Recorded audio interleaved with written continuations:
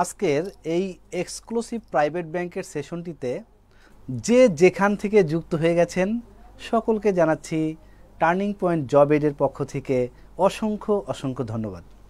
আজকে আমরা প্রাইভেট ব্যাংকের কিছু গোপন তথ্য জানব। কিভাবে সিভি তৈরি করতে হয়, কিভাবে আবেদন করতে হয়, শর্ট লিস্টে আপনি কেন বারবার বাদ পড়ে যান, এই সকল কিছু নিয়ে এবং কি পড়বেন। প্রাইভেট ব্যাংকের সিলেবাস কিন্তু খুব মজার সিলেবাস যদি বুঝতে পারেন। আজকে দেখেন, আপনারা দেখতে পাচ্ছেন আমার বাম পাশে একজন ব্যাংকার, ডান পাশে একজন ব্যাংকার।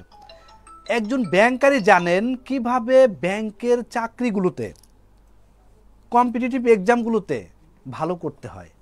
এই জন্য আমি রিকোয়েস্ট করব আজকের এই সেশনটিতে যারা যুক্ত আছেন প্রথম থেকে শেষ পর্যন্ত 1 ঘন্টা 20 মিনিটের একটা সেশন হবে। এই সেশনটিতে একটু গভীর মনোযোগ রাখবেন। বিলিভ করেন আমাদের একজন স্টুডেন্ট 15 বার আবেদন করেছেন, শর্ট লিস্টে টিকেন নাই। 16 বার গিয়ে তিনি কী করেছেন, শর্ট লিস্টও টিকেছেন। এখন একটা চমৎকার একটা প্রাইভেট ব্যাংকে কর্মরত আছেন।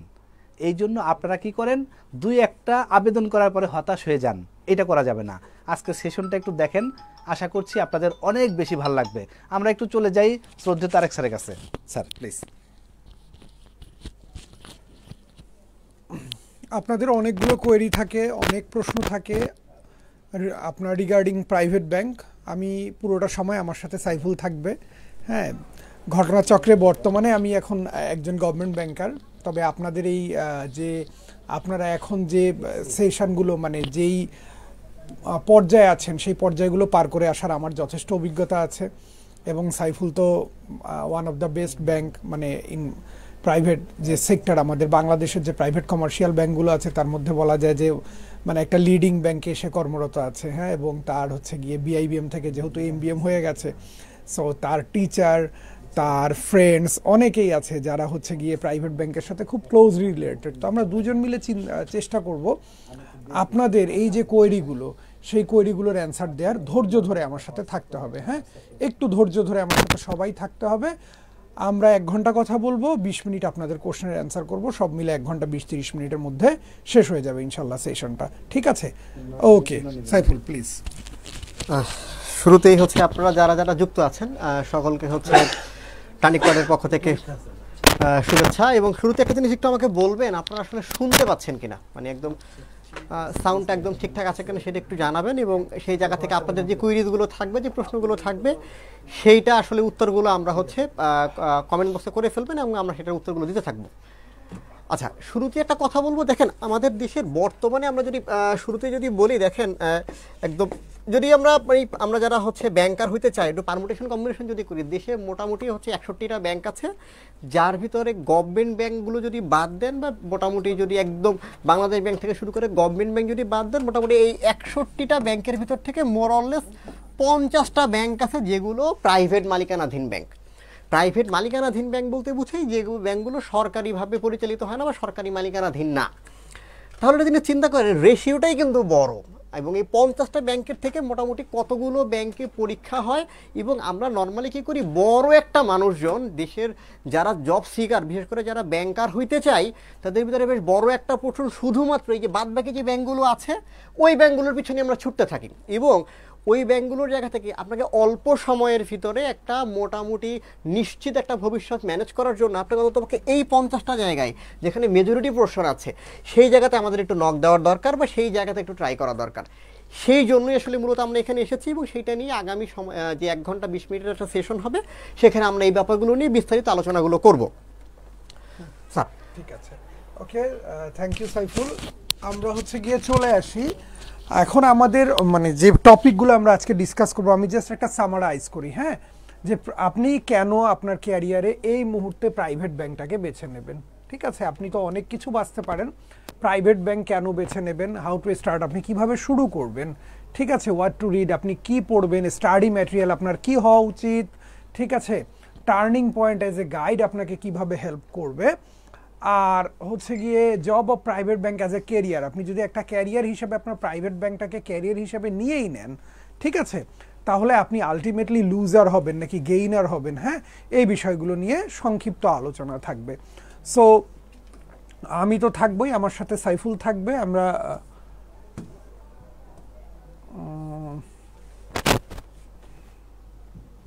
না না কালার না, একটু চেঞ্জ করো ওই ইয়াটা মাউসটাতে। ওকে, সো আমি হচ্ছে গিয়ে আপনাদেরকে যে বিষয়টা নিয়ে আলোকপাত করতে চাই এই মুহূর্তে, যে আপনি প্রাইভেট ব্যাংকে কেন ক্যারিয়ার হিসাবে বেছে নেবেন। আই থিঙ্ক আমার সাথে সাইফুলও দ্বিমত করবে না যে বিষয়গুলো। আপনি হচ্ছে গিয়ে সাইফুল, আমরা তো সার্কুলার যথেষ্ট পরিমাণ পাই, তাই না? আমাদের হচ্ছে গিয়ে দেখেন প্লেন্টি অফ সার্কুলারস, মানে কি আপনার সার্কুলার নিয়ে চিন্তা করতে হবে না, মানে আপনার এই অপেক্ষায় থাকতে হবে না কখন সার্কুলার আসবে, আমি কবে সার্কুলার পাবো, ওদো আমি সার্কুলার পাবো কিনা মাসে মাসে। ঠিক আছে, এই মুহূর্তে আমাদের অনগোয়িং কি প্রাইভেট ব্যাংকের 10-12টা সার্কুলার নাই? এই মুহূর্তেই 10-12টা সার্কুলার আছে, মানে প্রাইভেট ব্যাংকের সার্কুলার হতেই থাকবে এবং ভ্যাকেন্সিটাও খুব স্যাটিসফ্যাক্টরি হবে। মনে বিষয়টা এরকম না যে একটা সার্কুলার নিয়ে দিয়ে 5-6 জন লোক নেবে। একটা সার্কুলার দিলে সাইফুল লোক কেমন নেয় আমরা কি রকম দেখতে পারি? একটু ডাটা দেই, সেটা হচ্ছে আমি একটু শুরুতে যেখানে শুরু করেছিলাম দেশে মোটামুটি দেখেন প্রাইভেট ব্যাংক আছে বলেছিলাম, মোটামুটি 50টার মতো প্রাইভেট ব্যাংক আছে, মানে অপারেট করছে। আমরা যদি শিডিউল বলি 43টা, ঠিক আছে, অপারেটিং টোটাল 50টার মতো আছে প্রাইভেট ব্যাংক আছে। এই 50টা প্রাইভেট ব্যাংক থেকে প্রতি বছর অন্তত পক্ষে 40টা ব্যাংক সার্কুলার দেয়। 40টা ব্যাংক যদি সার্কুলার প্রতি বছর দিবেই। এবং আরেকটা জিনিস বলে রাখি, এটা যদি মাথায় রাখবেন, আমাদের দেশের যে ইকোনমি, অর্থনীতি যে চলছে ভাই, আমাদের দেশের ইকোনমি ব্যাংক বেসড ইকোনমি। দেশ চলতে হলে ব্যাংক চলতে হবে, আর ব্যাংক চলতে হলে প্রাইভেট ব্যাংক লাগবে। কারণ ওই 5-6টা 7টা বা 10টার মতো যে আপনার ফাইন্যান্সিয়াল ইনস্টিটিউশন যেগুলো গভর্নমেন্ট ওন, সেগুলো দিয়ে পুরো দেশের ম্যাস পিপলটা কভার করা যায় না। এই যে 50টা ব্যাংকের বললাম যে 40টা ব্যাংকে সার্কুলার দেয়, তার ভিতরে ন্যূনতম 30টা ব্যাংক ফ্রেশার নেয়।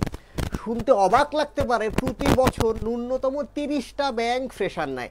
বাট ভয়ঙ্কর তথ্যটা কি জানেন? ভয়ঙ্কর তথ্যটা হচ্ছে এইটা, এই যে 30টা ব্যাংক ফ্রেশার নিয়োগ দিচ্ছে, যাদের কোনো রকম এক্সপিরিয়েন্স থাকে না, শুধুমাত্র গ্রাজুয়েশন করলেই হয় বা মাস্টার্স করলেই হয়, শুধুমাত্র অনার্স আর মাস্টার্সের সার্কুলার মানে সার্টিফিকেট দিয়ে 30টা ব্যাংক লোক নিচ্ছে। ভয়ঙ্কর তথ্য হচ্ছে এইটা যে আমাদের ভিতরে অনেকে আছে যারা 30টা ব্যাংকের নামই জানি না। যখন আমরা 30টা ব্যাংকের নামই জানি না, সার্কুলার তো অনেক পরের কথা, নিয়োগ প্রসেস তো আরও পরের কথা, কিন্তু আমরা খুঁজতে থাকি, হায় হায় আমার তো চাকরি হইতেছে না। আপনার চাকরি হওয়ার আগে আপনাকে তো আগে এটা জানতে হবে যে কোন কোন ব্যাংকগুলো সার্কুলার দিচ্ছে। আরেকটা তথ্য দিচ্ছি, এই 30টা ব্যাংক বললাম না ফ্রেশার নেয়, এই ফ্রেশারের ভিতর আরেকটা জিনিস মাথায় রাখেন, গভর্নমেন্ট বা অন্য অন্য যে সকল ফাইন্যান্সিয়াল ইনস্টিটিউশন তাদের কিন্তু নতুন নতুন ব্রাঞ্চ হয় না।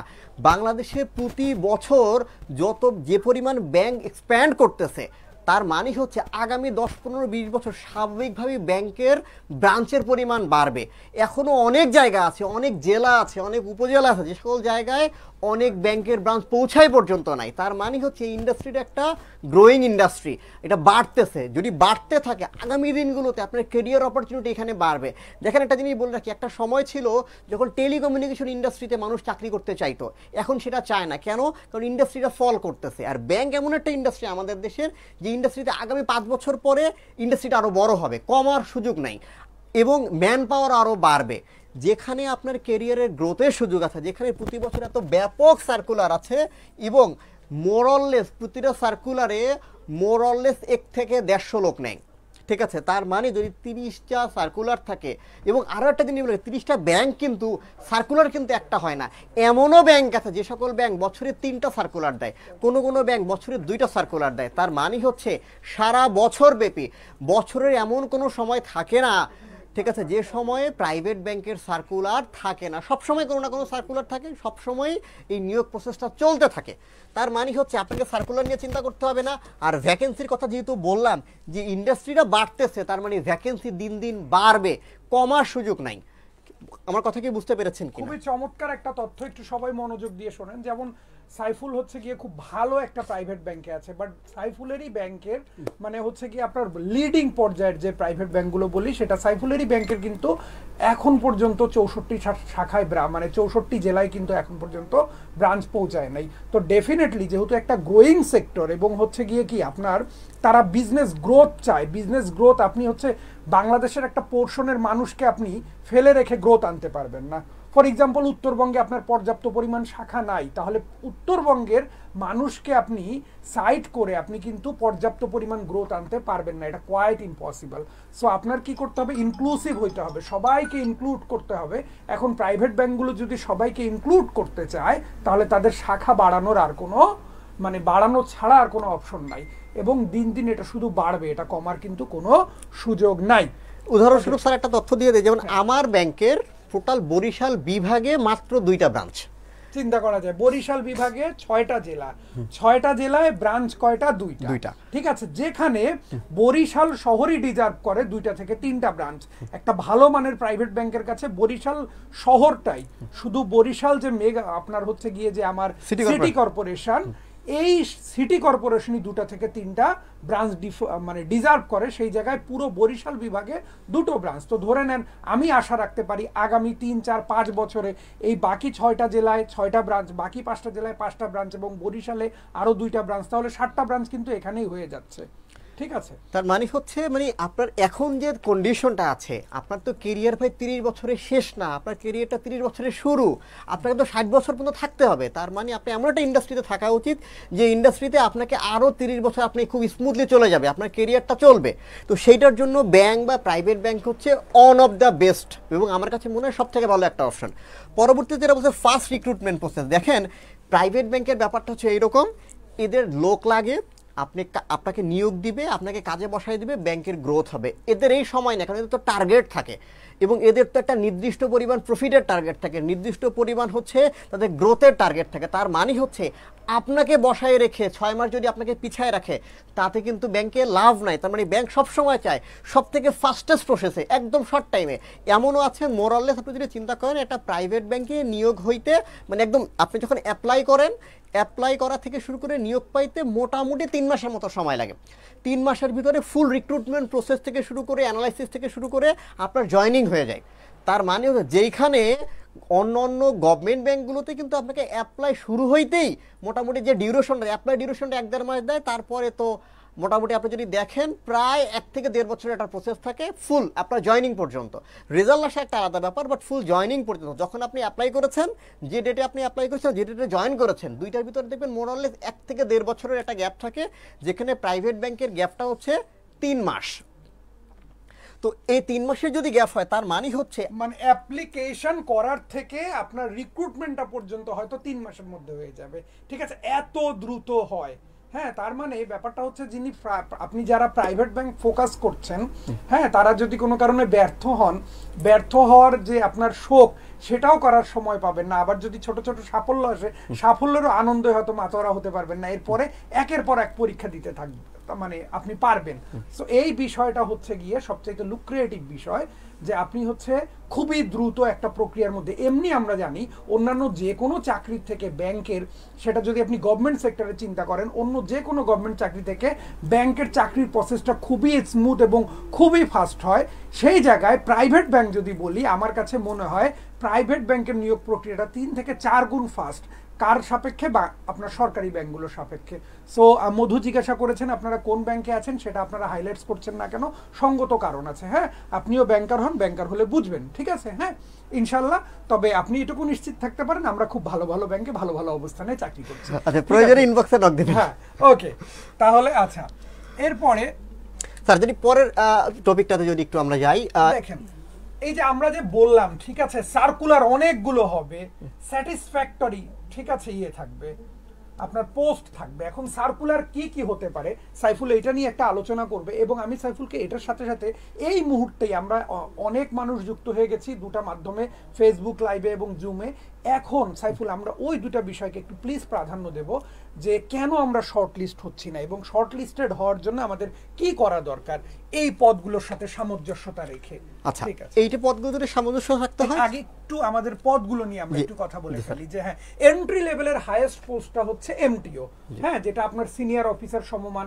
কোন কোন ব্যাংকে দেখবেন এটাকে স্পেশাল ক্যাডার অফিসার বলতেছে, কোথাও সম্ভবত ইয়াং প্রফেশনাল বলতেছে, হ্যাঁ, এরকম। বাট মানে ওটা সিনিয়র অফিসার সমমান, ঠিক আছে। হ্যাঁ, এখানে স্যার আমি একটা জিনিস একটু বলে রাখতে চাই, সেটা হচ্ছে ব্যাংকের ক্ষেত্রে, প্রাইভেট ব্যাংকের ক্ষেত্রে মূলত যাদের নিয়োগ হয়, মূলত প্রাইভেট ব্যাংকের যে অর্গানোগ্রাম, যে ডেজিগনেশনটা, সেটা মূলত 3টা ফেজে ভাগ করা থাকে। এটা যদি দেখেন, একটা হচ্ছে টপ ম্যানেজমেন্ট থাকে, একটা হচ্ছে মিড লেভেল ম্যানেজমেন্ট থাকে, আরটা হচ্ছে লোয়ার লেভেল ম্যানেজমেন্ট থাকে। মানে প্রত্যেকটা প্রাইভেট ব্যাংকের মোটামুটি 3টা ক্যাটাগরির ম্যানেজমেন্ট হয়। ঠিক আছে, একটা হচ্ছে লোয়ার লেভেল ম্যানেজমেন্ট, একটা হচ্ছে মিড লেভেল ম্যানেজমেন্ট, একটা হচ্ছে টপ ম্যানেজমেন্ট। এখন প্রাইভেট ব্যাংকগুলো, প্রত্যেকটা প্রাইভেট ব্যাংক সরাসরি দুইটা জায়গায় নিয়োগ দেয়। একটা হচ্ছে মিড লেভেল ম্যানেজমেন্টে তারা নিয়োগ দেয়, একটা হচ্ছে লোয়ার লেভেল ম্যানেজমেন্টে তারা নিয়োগ দেয়। কি বললাম, প্রত্যেকটা প্রাইভেট ব্যাংক ফ্রেশার, বাদ বাকি টপ লেভেল ম্যানেজমেন্টে যে নিয়োগটা হয় সেটা এক্সপিরিয়েন্সড, বাট লোয়ার লেভেল এবং মিড লেভেল এই দুইটা লেভেলে ডিরেক্টলি নিয়োগ হয়। এখন আসেন, এই যে মিড লেভেল যে ম্যানেজমেন্ট, মিড লেভেল ম্যানেজমেন্ট যে এন্ট্রি লেভেল, সেইটাকে আমরা বলি হচ্ছে ম্যানেজমেন্ট ট্রেনি বা সিনিয়র অফিসার সমমানকে। এই ম্যানেজমেন্ট ট্রেনিটাকে ম্যাক্সিমাম ব্যাংক ম্যানেজমেন্ট ট্রেনিই বলে, বাট কিছু কিছু ব্যাংক, যেমন আমি যদি একটা ব্যাংকের নাম বলি, ঠিক আছে, ওয়ান ব্যাংক ওরা বলে হচ্ছে special cadre officer. BRAC bank তারা বলে ইয়ং লিডার। আমরা যদি হচ্ছে এরপরে আছে young professional, youth leadership programme, ঠিক আছে, এরকম বিভিন্ন নামে ডাকা হয়। বাট মোরলেস এই ধরনের নামগুলো হচ্ছে মিড লেভেল ম্যানেজমেন্টের জন্য, এবং এইটা মূলত সিনিয়র অফিসার সমমানের।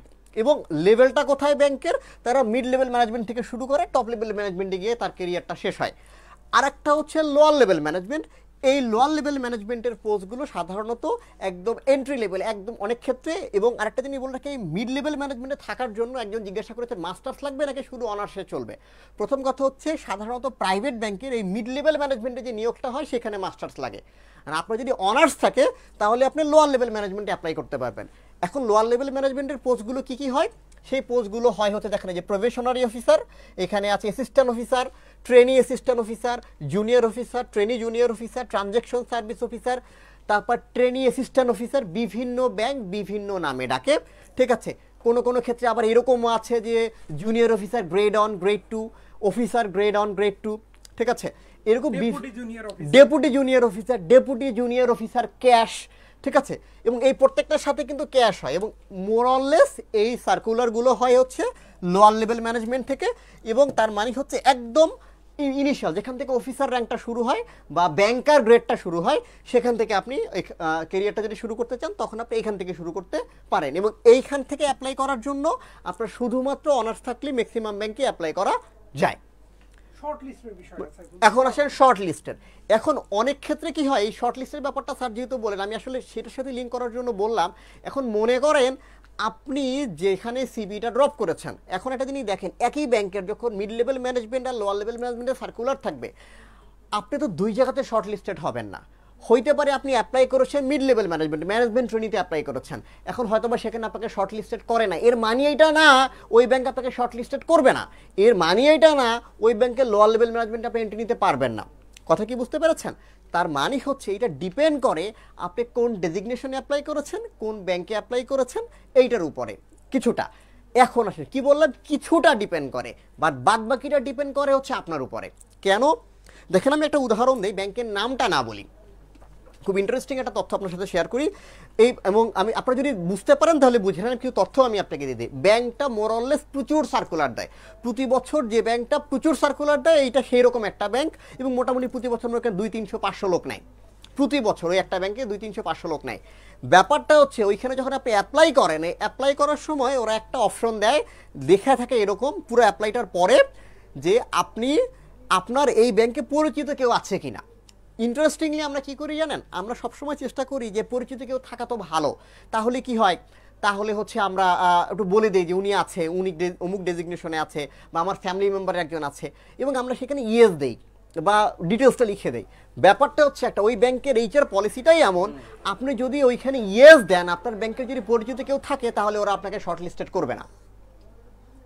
তার মানে হচ্ছে ওরা আপনাকে একটা ট্র্যাপ দিয়েছে অ্যাপ্লিকেশনই, এবং এখনও এটা আছে।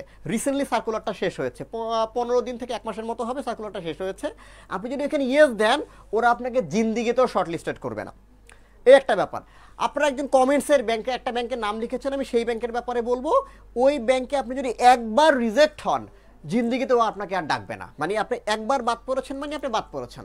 আবার এরকমও ব্যাপার আছে, আপনারা একটা জিনিস জানেন, একটা ব্যাংকে অ্যাপ্লাই করার সময় ওরা ওই ব্যাংকটা আবার অনেক সময় কিছু আপনাকে পার্সেন্টেজ দেখায়, আপনি সিভিটা কতটুকু কমপ্লিট হয়েছে। উদাহরণ একটা জিনিস বলে রাখি, প্রাইভেট ব্যাংকে কিন্তু অ্যাপ্লাই করার সময় অনলাইনে অ্যাপ্লাই করতে হয়, একটা পোর্টাল থাকে, মানে ওদের একটা ওয়েবসাইট থাকে। সেই ওয়েবসাইটের ভিতরে আপনি যাবেন, আপনার নিজের ফুল জীবন বৃত্তান্তটা দিবেন, academic life, personal life, professional life, extra curriculum activities সব কিছু আপনি দিবেন, এবং দেওয়ার পরে হচ্ছে আপনার হচ্ছে ওখানে সাবমিট করে দেবেন। মানে এখানে আসলে হার্ড কপি সিভি পাঠানোর খুব বিশেষ কিছু থাকে না, ওইটা থাকে অ্যাপ্লিকেশনের সময়, ওইটা থাকে নিয়োগের সময়। হার্ড কপি সিভিও নিতে হয়, সেটা নিতে হয় যখন আপনি নিয়োগ পাবেন তখন। কিন্তু যখন আপনি অ্যাপ্লাই করবেন তখন কিন্তু আপনাকে পোর্টালেই অ্যাপ্লাই করতে হয়। এখন এই পোর্টালে যখন আপনি অ্যাপ্লাই করবেন সেই জায়গাতে আপনার হচ্ছে কি বললাম, একটা ব্যাংক হইলো, আপনি যদি একবার বাদ পড়ে যান তখন কিন্তু আপনাকে আর নিবে না। ওই একটা ব্যাংকের নাম করলাম। আর একটা ব্যাংকের কথা বলি, মনে করেন বি ব্যাংক। সেই ব্যাংকটা কি করতেছে, আপনি যখন অ্যাপ্লাই করতেছেন পোর্টালে, যখন নিজের নাম, personal life, professional life, academic life fill up করে যাচ্ছেন, তখন দিন দিন কি হচ্ছে, আস্তে আস্তে দেখবেন আপনার পার্সেন্টেজটা বাড়তেছে। 5%, 10%, কত পার্সেন্ট আপনি কমপ্লিট করেছেন। ব্যাপারটা হচ্ছে কিছু কিছু ব্যাংক আছে যারা 70%-এর নিচে যদি আপনার সিভি থাকে ও আপনাকে নিবে না। যেমন বিডি জবসেও কিন্তু দেখায় আপনি কত পার্সেন্ট ফিল আপ করেছেন। বিডি জবসে যদি আপনি অ্যাপ্লাই মানে আপনার সিভি থাকে, সেখানেও দেখায় আপনার সিভিটা কত পার্সেন্ট কমপ্লিট। তো কিছু বলা হয়েছে যে 70%-এর নিচে যদি সিভি কমপ্লিট থাকে তাহলেও আপনাকে এমনিতেই বাদ দিবে। তার মানে এটা একটা প্রবলেম। কিন্তু এখন ব্যাংকগুলোর নাম আপনারা অনেকে জিজ্ঞেস করছেন কোন ব্যাংক, ব্যাপারটা হচ্ছে কি জানেন, এই কোন ব্যাংক এটা তো সরাসরি ব্যাংকের নামটা লাইভলি বলা যায় না। কি বলছি বুঝতে পেরেছেন? এখানে কিছু রেস্ট্রিকশন আছে, এখানে কিছু এইচআর পলিসি আছে। কারণ আমি নিজেও একটা ব্যাংকে আছি, এইটাও অনেক ব্যাংকাররা দেখে। আপনার কাছে কি মনে হয় এইচআর দেখে না এই লাইভগুলো? এইচআর নিজেও এই লাইভগুলো দেখে। তার মানে হচ্ছে সঙ্গত কারণে আমাদের কিছু রেস্ট্রিকশন থাকে। বাট ব্যাপারটা হচ্ছে এর মানে এইটা না যে আমি আপনাকে জানাইতে পারবো না। আপনি যখন আমার সাথে যখন রেগুলার ক্লাসে যখন থাকবেন, আপনার সাথে যখন আমার রেগুলার ভিত্তিতে দেখা হবে, আপনি যখন ফিজিক্যালি আসবেন আমাদের সাথে দেখা করার জন্য, কথা বলার জন্য, তখন স্বাভাবিকভাবেই আপনার সাথে আমার এই ব্যাপারগুলো নিয়ে আলোচনা হবে। আচ্ছা, এখন আসেন, তার মানে আপনাকে এই আরেকটা জিনিস বলে রাখি, প্রাইভেট ব্যাংকে সিভির ক্ষেত্রে আপনি যখন অ্যাপ্লাই করছেন ওরা সব কিছু দেখে। এমন কোনো হেন ব্যাপার নাই যেটা তারা দেখে না। আমি আমার নিজের কথা বলি, আমি নিজে একটা ব্যাংক থেকে 10-12-এর বেশি রিজেক্ট হয়েছি শুধুমাত্র আমার একটা ছবির জন্য। ঠিক আছে, আমি আমার নিজের এক্সাম্পল দিচ্ছি। আপনি যদি চান আমি লগ ইন করে দেখাইতে পারবো এখন পর্যন্ত। এবং আমি বিশ্বাস করি যে আমি যখন রেগুলারলি আপনার সাথে যখন দেখা হবে তখন আমি হয়তো আপনাকে দেখাবো যে আমি নিজে 10-12-এর বেশি রিজেক্ট হয়েছি। রিজন একটা, এবং পরবর্তীতে ওই ব্যাংকের আমার এক পরিচিত ছিল, তার সাথে যখন আমি কথা বললাম যে ভাই আপনার ব্যাংক আমাকে শর্ট লিস্টেড করছে না কেন, ভালো একটা ব্যাংক, তো বললো দেখি আপনার সিভিটা কেমন। সিভিতে দেখলাম, এবং সিভিতে যেটা হয়েছে এই যে দুইটা কাঁধের ছবি দেখবেন ইউজুয়ালি এইটা সমান থাকে। ব্যাপার যেটা হয়েছে আমার ওই ছবিটায়, যেহেতু পাসপোর্ট ছবি ছোট্ট একটা ছবিটা একটু কাঠটা এরকম পুষ্পার মতো, একটা কাঁধ একটু উঁচু হয়ে গেছে। এখন ওই একটা কাঁধ যেহেতু উঁচু হয়ে গেছে, এতে যেটা হয়েছে স্বাভাবিকভাবে ওইটুকুর জন্য, খালি চোখে আসলে বোঝা যায় না, কিন্তু ভালোভাবে তাকালেও বোঝা যায়, এইটুকুর জন্য ওনারা আমাকে বারবার বাদ দিয়ে দিয়েছে। তার মানে হচ্ছে প্রাইভেট ব্যাংকে সব কিছু দেখে। আচ্ছা, স্বগত সাহা, আপনি জিজ্ঞাসা করেছেন যে প্রাইভেট ব্যাংকের শর্ট লিস্ট করার ক্যারেক্টারিস্টিক্সগুলো কি কি সেটা জানতে চাই। আমরা তো এখন এটাই বলছি ভাই, এখন তো এই সব নিয়েই কথা হচ্ছে। তো আপনাকে এগুলো ছোট ছোট নোট রাখতে হবে। দেখুন সাইফুল তার এক্সপেরিয়েন্স শেয়ার করছে। সাইফুল হচ্ছে বাংলাদেশের খুব ভালো একটা পাবলিক ইউনিভার্সিটি থেকে বিবিএমবিএ করা ছেলে, তার রেজাল্ট ভালো। আবার সে কি বিআইবিএম থেকে এমবিএম করা একটা ছেলে। তো ও যখন শর্ট লিস্টেড হচ্ছিল না, তখন দেখেন ওর তো একটা হচ্ছে গিয়ে কিউরিসিটি কাজ করছে এবং সে সেটা উদ্ধার করার চেষ্টা করছে। তো এইরকম ছোট ছোট দেখেন, মানে পিকচার একটা ইস্যু, যে ফটোটা আপলোড করেছি সেটাও একটা ইস্যু, আবার হচ্ছে যে সিগনেচার আপলোড করবো সেটাও ইস্যু। অনেককে আমি আমার স্টুডেন্টদেরকে বারবার বলি, যখন আপনি ছবি আপলোড করবেন অ্যাটলিস্ট আপনার দুইটা কান যেন প্রপারলি দেখা যায়। অনেকেই আপুরা করেন কি, হিজাব পরা ছবি দিয়ে দেন, হিজাব পরা ছবিতে কান দেখা যায় না। এটার কারণেও কিন্তু অনেক সময় কি করা হয়, রিজেক্ট করে দেওয়া হয়। ঠিক আছে, তো হচ্ছে গিয়ে কি, ছবি এখন যেটা ছবি দেব ওদের সুন্দর ইনস্ট্রাকশন থাকে, এই ইনস্ট্রাকশন দেখে ছবিটা কি করতে হবে, আপলোড করতে হবে। তাসনিম, শুধু গ্র্যাজুয়েশন থাকলে প্রাইভেট ব্যাংকে অ্যাপ্লাই করা যায়? সাইফুল বলেছে শুধু গ্র্যাজুয়েশন থাকলে আপনি লোয়ার লেভেল ম্যানেজমেন্টে অ্যাপ্লাই করবেন। ঠিক আছে, সেগুলো কি junior officer, trainee junior officer, assistant officer. আবার কি, আপনার শুধু যদি অনার্স থাকে আপনার সিভি কখনোই 70%-এর বেশি ফিল আপ হওয়ার কোনো সুযোগ নাই। শুধু অনার্স থাকলে দেখা যায় 60-65-এ এরকমই থাকে, আটকায় যায়। তো এই ক্ষেত্রে অনেক ব্যাংক যাদের সিভি 80%, 70%, 75% পূরণ হয় না, তাদের কল করা হয় না। How to make a CV for private bank, Majidul Islam, Tanjid Rahman, Zahid রেজাল্টটা লিখেছেন। আপনার রেজাল্টে আপনার মতো রেজাল্ট নিয়ে আমার স্টুডেন্টদের চাকরি পাওয়ার রেকর্ড আছে। ঠিক আছে, মানে চাকরি হবে কিনা সেটা আপনি যে পোস্টগুলোতে লিখেছেন সেই পোস্টগুলোতে চাকরি পাওয়ার এক্সিস্টিং রেকর্ড আছে। সো আপনি ট্রাই করতে পারেন। স্যার রেজাল্টের ব্যাপারে যদি স্যার একটা কথা বলি, সেটা হচ্ছে দেখেন এটা খুব মানে হচ্ছে প্র্যাকটিক্যালি চিন্তা করেন, হ্যাঁ মানে এই প্রশ্নটা অনেকেই করে, আমার কাছে খুব ফ্রিকুয়েন্টলি একটা প্রশ্ন করে যে স্যার আমার রেজাল্ট তো কম, আমার এসএসসির রেজাল্ট কম, আমার এইচএসসির রেজাল্ট কম, বা আমার এইখানে এমন একটা আছে, আমার কোন একটা জায়গায় রেজাল্ট একটু খারাপ আছে, আমার বিবিএতে রেজাল্ট খারাপ, তাহলে আমি কি আসলে শর্ট লিস্টেড হব বা আমাকে কি তারা নিবে? একটা জিনিস চিন্তা করেন, প্রাইভেট ব্যাংকগুলো সার্কুলারে স্পেসিফিকভাবে রেজাল্ট বলে দেয়। প্রত্যেকটা প্রাইভেট ব্যাংক সার্কুলারের সময় স্পেসিফিকভাবে রেজাল্ট বলে দেয় যে ভাই আপনি যদি অ্যাপ্লাই করতে চান আপনাকে এই পরিমাণ রেজাল্ট থাকতে হবে। এসএসসি, এইচএসসি, অনার্স, মাস্টার্স এগুলোতে স্পেসিফিকভাবে রেজাল্ট বলে দেয় সে। আচ্ছা, ম্যাক্সিমাম প্রাইভেট ব্যাংক বলে দেয়। যদি বলা নাও থাকে, আপনি যদি অ্যাপ্লাই করতে পারেন, দেখেন একজন প্রাইভেট ব্যাংকের এইচআরের ভাই অত সময় নাই যে আপনি তারে অ্যাপ্লাই করবেন, আপনার 2 ঘন্টা সময় যাবে, তার ওয়েবসাইটটা ভারী হবে, তার ডাটাবেসটা ভারী হবে, তারপর আপনাকে বাদ দিয়ে দিবে। কি বুঝতে পেরেছেন? তার মানে হচ্ছে একটা প্রাইভেট ব্যাংকে তখনই আপনি সিভিটা ড্রপ করতে পারবেন যখন আপনাকে তার নেওয়া সম্ভব। মানে আপনাকে যদি তারা নিতেই না পারে তাহলে আপনাকে সিভি ড্রপ করতে দিবে না। আপনাকে যদি তারা শর্ট লিস্টেডই করতে না পারে তাহলে আপনাকে তারা সিভি ড্রপ করতেই দিবে না, সিভি সাবমিটই করতে দিবে না। তার মানে হচ্ছে আপনি যদি কোনো ব্যাংকের হচ্ছে সিভি ড্রপ করতে পারেন, আপনি যদি অ্যাপ্লিকেশন করতে পারেন, তার মানে হচ্ছে আপনার শর্ট লিস্টেড হওয়ার ক্যাপাবিলিটি আছে। এটা সহজ কিছু, কারণ আপনার শর্ট লিস্টেড হওয়ার ক্যাপাবিলিটি নাই, ব্যাংকের এইচআরের এত সময় নাই যে হুদাই আপনারে হচ্ছে ও সিভি ড্রপ করতে দিবে, ওর ওয়েবসাইটটা ভারী হবে, ওর ডাটাবেসটা ভারী হবে। আপনি যে সিভি ড্রপ করছেন, আপনি কি জানেন আপনার একটা সিভি ড্রপ করার জন্য ব্যাংকের একটা সিগনিফিকেন্ট খরচ হয়। এই যে শর্ট লিস্টেড করছেন, সে সিভি বাছাই করতেছে, সেটা হচ্ছে মেশিনারি কিছু ইলেকট্রনিক্যাল খরচ আছে, ম্যানুয়াল খরচ আছে। ব্যাংকের এত সময় নাই ভাই, এত টাকা নাই যে সে অযথা আপনাকে শর্ট লিস্টেড করবে না কিন্তু আপনাকে অ্যাপ্লাই করতে দিবে, তাতে ব্যাংকের কী লাভ? তার মানে হচ্ছে সহজ বাংলা যেটা বুঝাইতে চাইলাম, আপনি যদি অ্যাপ্লাই করতে পারেন তার মানে আপনার শর্ট লিস্টেড হওয়া সম্ভব। আপনি যদি শর্ট লিস্টেড হওয়া সম্ভব তার মানে হচ্ছে আপনার পক্ষে চাকরিটাও পাওয়া সম্ভব। তার মানে হচ্ছে অ্যাপ্লাই করার পর যদি চাকরি না পান একচ্ছত্রভাবে সেটা ড্রাইভার আপনার। ওকে, আবার হচ্ছে গিয়ে দেখেন আপনারা কিছু কিছু ক্ষেত্রে আমি দেখেছি আমার ব্যক্তিগত অভিজ্ঞতায়, সেভুল এখন এরকম হয় কিনা, ওখানে কিছু কোশ্চেনের অ্যান্সার লিখতে বলে, যেটা আপনাকে টাইপ করে লিখতে হয়, কিছু কিছু ব্যাংকের ক্ষেত্রে হয় না। আপনারা এই সামান্য অ্যান্সার দিতে গিয়ে ইংলিশ সাবজেক্ট ভাবে এগ্রিমেন্টের অবস্থা খারাপ করে ফেলেন। আপনি একটা সেন্টেন্স লেখেন যেটা মিনিংফুল হয় না, high high honours masters pass করা আমার বন্ধু বান্ধব ছাত্রছাত্রীরা আপনারা এই জিনিসটা এই ভুলটা করে বসেন, তাহলে আপনি কিভাবে এক্সপেক্ট করেন সে আপনাকে শর্ট লিস্ট করবে? ঠিক আছে, এবং আমি অনেক সময় এটার যৌক্তিক কারণ, এটা আমার ব্যক্তিগত অভিজ্ঞতা, আমি যেটা দেখেছি যে এটার কারণটা হয়ে কি দাঁড়ায় যে আপনার ফর্মটা আপনি নিজে পূরণ করেন না, আপনি কোনো দোকানদারের সহযোগিতা নেন। ঠিক আছে, এই সিলে মিস্টেক আপনার করার কথা ছিল না, আপনি বলছেন ও টাইপ করছে, আপনি তাড়াহুড়োয় ওটাও দেখতে পারেননি। শর্ট লিস্ট তো এই জন্য আপনি কি শর্ট লিস্টেড হচ্ছেন না। মিনহাজুল ইসলাম চৌধুরী লিখেছেন শর্ট লিস্টেড না হবার কিছু রিজন বলেন। হবার রিজনের পিঠেই তো না হবার, মানে যেটা করলে আপনি হবেন সেটা করছেন না বলেই তো আপনি শর্ট লিস্টেড হচ্ছেন না। অ্যাকাউন্টিং ছাড়া আবেদন করা যাবে। আমার প্রচুর স্টুডেন্ট আছে যারা বাংলা থেকে পাশ করা, যারা আপনার হচ্ছে গিয়ে সোশ্যাল ওয়ার্ক থেকে পাশ করা, জুলজি থেকে পাশ করা, কেমিস্ট্রি থেকে পাশ করা, বোটানি থেকে, হিস্ট্রি থেকে, তো এইরকম ডাইভার্সিফাইড ব্যাকগ্রাউন্ড থেকে এসে কিন্তু প্রাইভেট ব্যাংকে ভালো ভালো পজিশনে চাকরি করছে। সো আপনার হচ্ছে গিয়ে বিবিএ লাগবে, এমবিএ লাগবে, অ্যাকাউন্টিংয়ে পড়তে হবে, বিষয়টা এরকম না। সেই চয়েসগুলো এমটিওতে আপনি দেখেন, একটা সময় স্ট্যান্ডার্ড চার্টার্ড ব্যাংক তাদের এমটিওতে কোনো এমবিএ নিত না, শুধু বিবিএ নিত।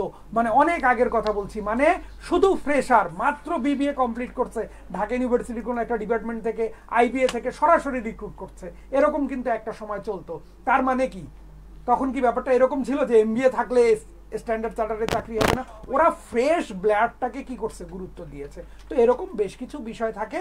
এখন আমরা তো অনেকগুলো বিষয় আলোচনা করেছি, তো আমি বলতে চাচ্ছি যাদের সাবজেক্ট বিবিএ এমবিএ না, যাদের রেজাল্ট ভালো না, যাদের মাস্টার্স হয়নি, তারা হচ্ছে লোয়ার লেভেল ম্যানেজমেন্ট দিয়ে চেষ্টা করতে থাকেন। এই যে আপনি একটা ধরেন, আপনি আজকে আপনি মিউচুয়াল ট্রাস্ট ব্যাংকে কোনোভাবেই এমটিওতে সিলেক্টেড হচ্ছিলেন না, কারণ কি আপনার অনার্স এবং মাস্টার্স দুইটাই ধরে নেন, ফর এক্সাম্পল কেমিস্ট্রিতে তারা বিবিএ এমবিএ ছাড়া শর্ট লিস্ট করছিল না, ধরে নেন ফর এক্সাম্পল, বা আপনার হচ্ছে গিয়ে ইয়েতে কি বলে সিটি ব্যাংকে নিচ্ছে না, ফর এক্সাম্পল তার হচ্ছে সোশ্যাল ওয়ার্ক, ঠিক আছে, বা বাংলা, এরকম একটা। তো আপনি যান ডাচ বাংলা ব্যাংকে বা আইএফআইসি ব্যাংকে, ট্রেনি অ্যাসিস্ট্যান্ট অফিসার বা টিএসওতে চাকরি করেন, একটা বছর চাকরি করে এক্সপিরিয়েন্স গ্যাদার করেন, যখনই আপনি আপনার এক্সপিরিয়েন্সে এটার ইউজ করতে পারবেন তখন দেখবেন যে মিউচুয়াল ট্রাস্ট আপনাকে গত বছর এমটিওতে শর্টলিস্ট করে নাই, এই বছর কিন্তু সেই মিউচুয়াল ট্রাস্ট আপনাকে এমটিওতে সিলেক্ট করে ফেলবে। তো যাদের রেজাল্ট ভালো না, ঠিক আছে, যাদের রেজাল্ট ভালো না, যাদের সাবজেক্টটার একটু সমস্যা আছে, সবাই চেষ্টা করব যে লোয়ার লেভেল ম্যানেজমেন্ট দিয়ে ক্যারিয়ারটা স্টার্ট করতে। 1 বছর চাকরি করে পড়ালেখার মধ্যে থাকবো, 1 বছর চাকরি করার পরে এমটিওতে অ্যাপ্লাই করা শুরু করব, ইনশাল্লাহ তখন শর্ট লিস্টেড হয়ে যাব। রাসেল রানা, আপনি যেটা হচ্ছে কাজটা করেছেন, ঠিক আছে, হ্যাঁ, ওইটা হচ্ছে গিয়ে খুবই লো লেভেল আইকিউ এর পরিচয় দিয়েছেন, আপনার শর্টলিস্ট না হওয়ার সম্ভাবনাই বেশি। এখন আপনাকে যেটা করতে হবে, আপনাকে এইচআরে মেইল করে, নিয়োগ চলমান থাকতে থাকতেই এটাকে এইচআরে মেইল করে এইচআরের সাথে কন্ট্যাক্ট করে আপনাকে এটা ঠিক করে ফেলতে হবে। আপনি ওয়াইফের নাম লিখেছেন কিন্তু আনম্যারিড সাবমিট করেছেন, এটা ওকে, এটা এইচআরের দৃষ্টিতে খুবই লো লেভেল আইকিউ এর কাজ হবে, ঠিক আছে, ওকে। আর কি হচ্ছে, আপনার আপনাকে বাদ দেয়া হতে পারে, তো এই জন্য আপনাকে কি করতে হবে, নিয়োগ চলমান অবস্থায় এইচআর এর সাথে কন্ট্যাক্ট করতে হবে, এইচআর কে মেইল করেন, সশরীরে চলে যান, গিয়ে এটাকে ঠিক করে নেন।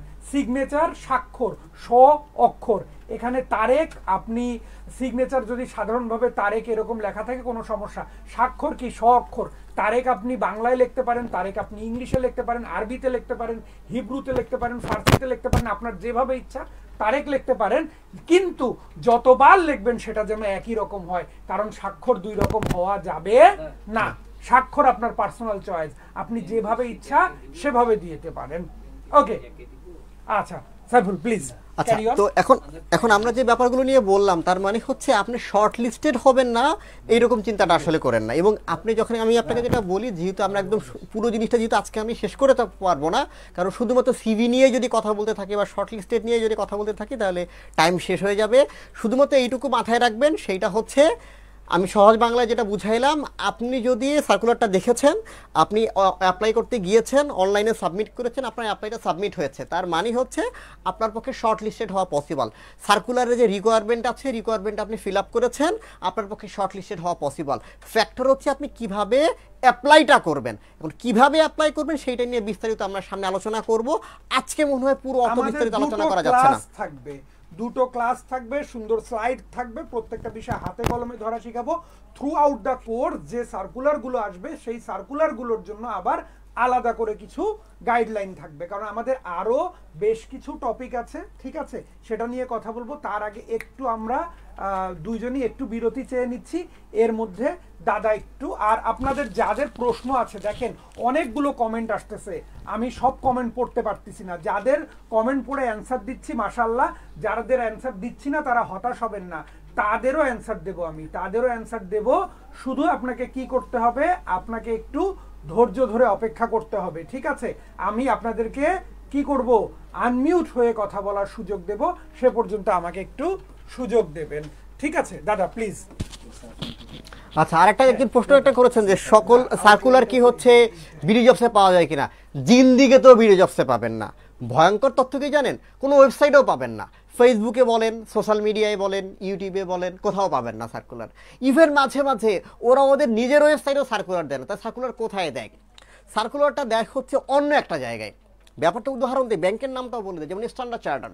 স্ট্যান্ডার্ড চার্টারের সার্কুলার আপনি গত 5 বছরে কোনো সার্কুলার দেখবেন না, কোথাও দেখবেন। আপনি সিটি ব্যাংক এনে 5 বছরে কোনো সার্কুলার নেই, তার মানে ওরা লোক নেয় না, লোক নেয়। সার্কুলারটা কোথায় দেয়, সার্কুলারটা দেয় হচ্ছে ওদের একটা রিক্রুটমেন্টের আলাদা ওয়েবসাইট থাকে, সেই ওয়েবসাইটে ওরা সার্কুলার দেয়। প্রশ্ন হচ্ছে পারে কেন, কারণ এই ব্যাংকগুলো বিশ্বাস করে যে আমার কাছে চাকরি করতে চায়, স্ট্যান্ডার্ড চার্টার বিশ্বাস করে আমি স্ট্যান্ডার্ড চার্টার, আমি পৃথিবীর অন্যতম বড় একটা ব্যাংক, তার মানে যে আমার কাছে আসতে চায়, যে আমার প্রতিষ্ঠানে কর্মী হইতে চায়, সে খুঁজে বের করবে আমি সার্কুলার কোথায় দিয়েছি, আমি তাকে কেন খুঁজতে যাব। এই পলিসির কারণে স্ট্যান্ডার্ড চার্টার কখনো পাবলিকলি কোনো সার্কুলার দেয় না, কোনো নিউজ পেপার বলেন, বিডি জবস বলেন, সোশ্যাল মিডিয়া বলেন, কোথাও কোনো সার্কুলার নাই। বরং এবং ওর নিজের ওয়েবসাইটেও সার্কুলার নাই, ওর সার্কুলারটা থাকে আলাদা একটা ওয়েবসাইটে। এরকম বিভিন্ন ব্যাংকের সার্কুলার সবসময় বিডি জবসে তো আসেই না, সোশ্যাল মিডিয়াতে অনেক সময় আসে না।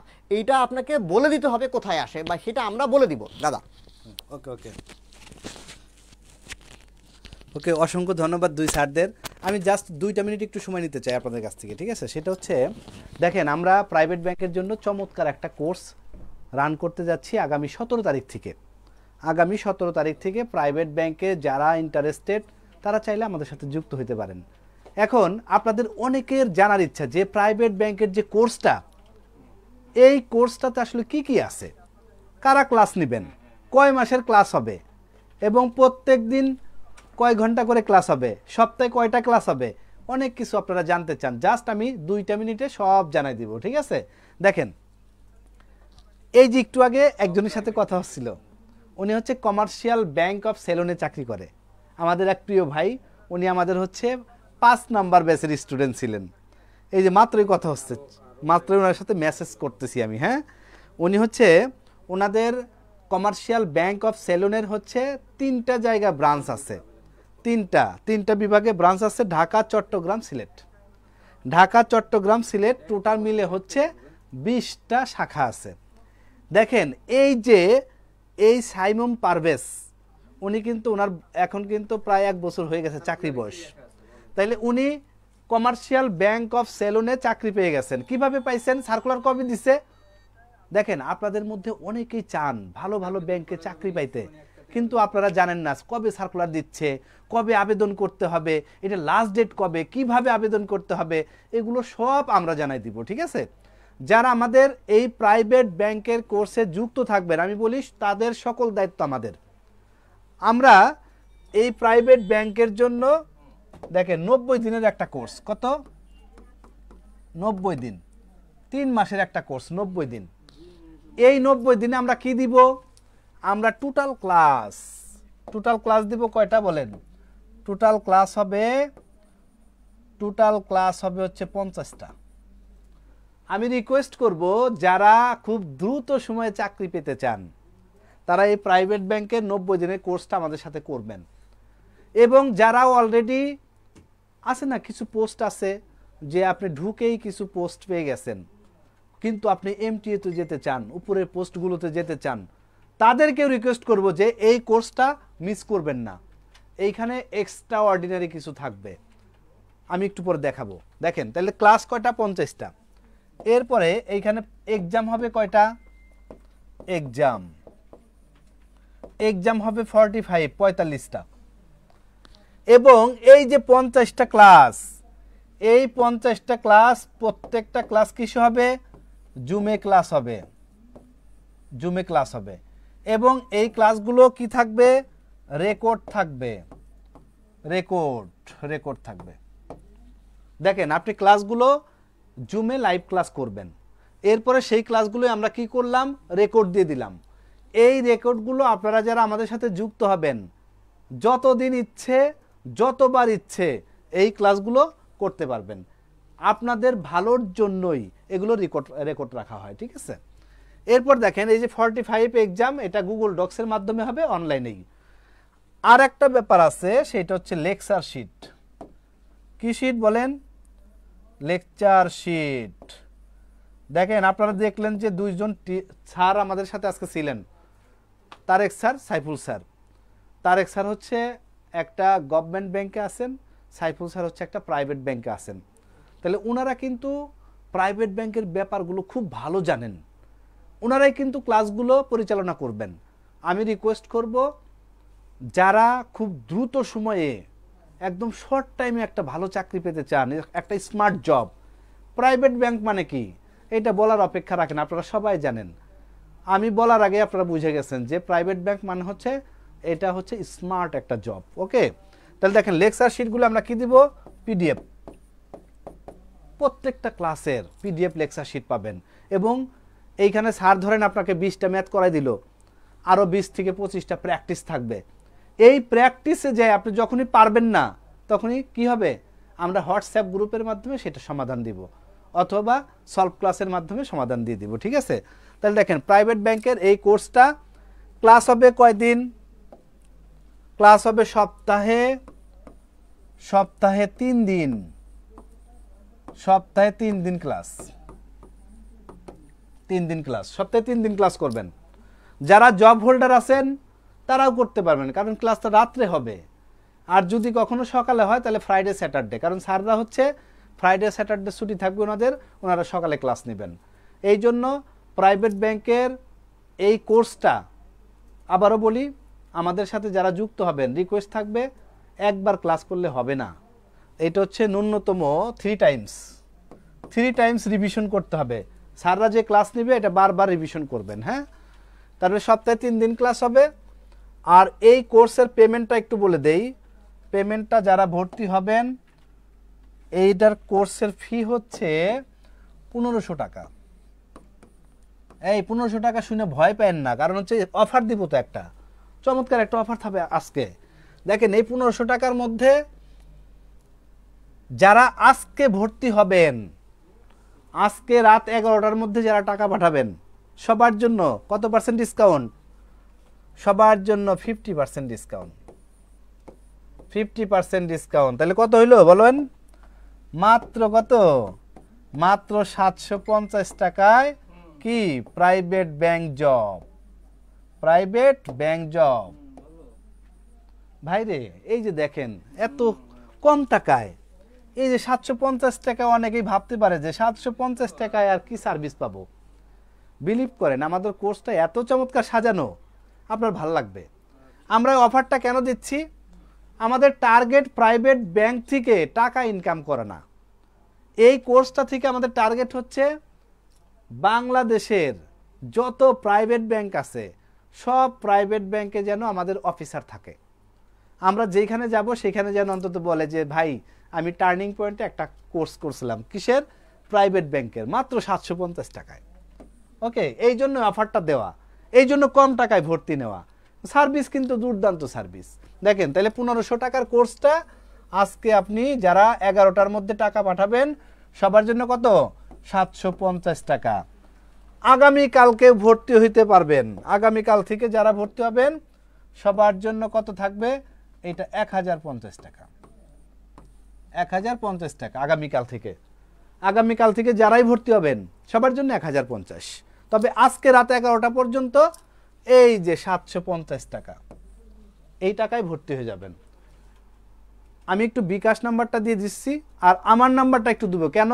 এই যে আমি কথাগুলো বললাম যে দুর্দান্ত সার্ভিস হবে, ক্লাসগুলো খুবই চমৎকার হবে, এইটার যদি কোনো ব্যতিক্রম পান তাহলে আমাকে ফোন দিবেন, বলবেন যে ভাইয়া আপনি যে কথাগুলো বলছেন এগুলো সব ভুয়া কথা, আপনার কোনো কথাই কি সত্য হয় নাই, একটু বললেই হবে জাস্ট। দেখেন আমি একটু বিকাশ নাম্বারটা দেই, এইটা হচ্ছে আমাদের বিকাশ নাম্বার।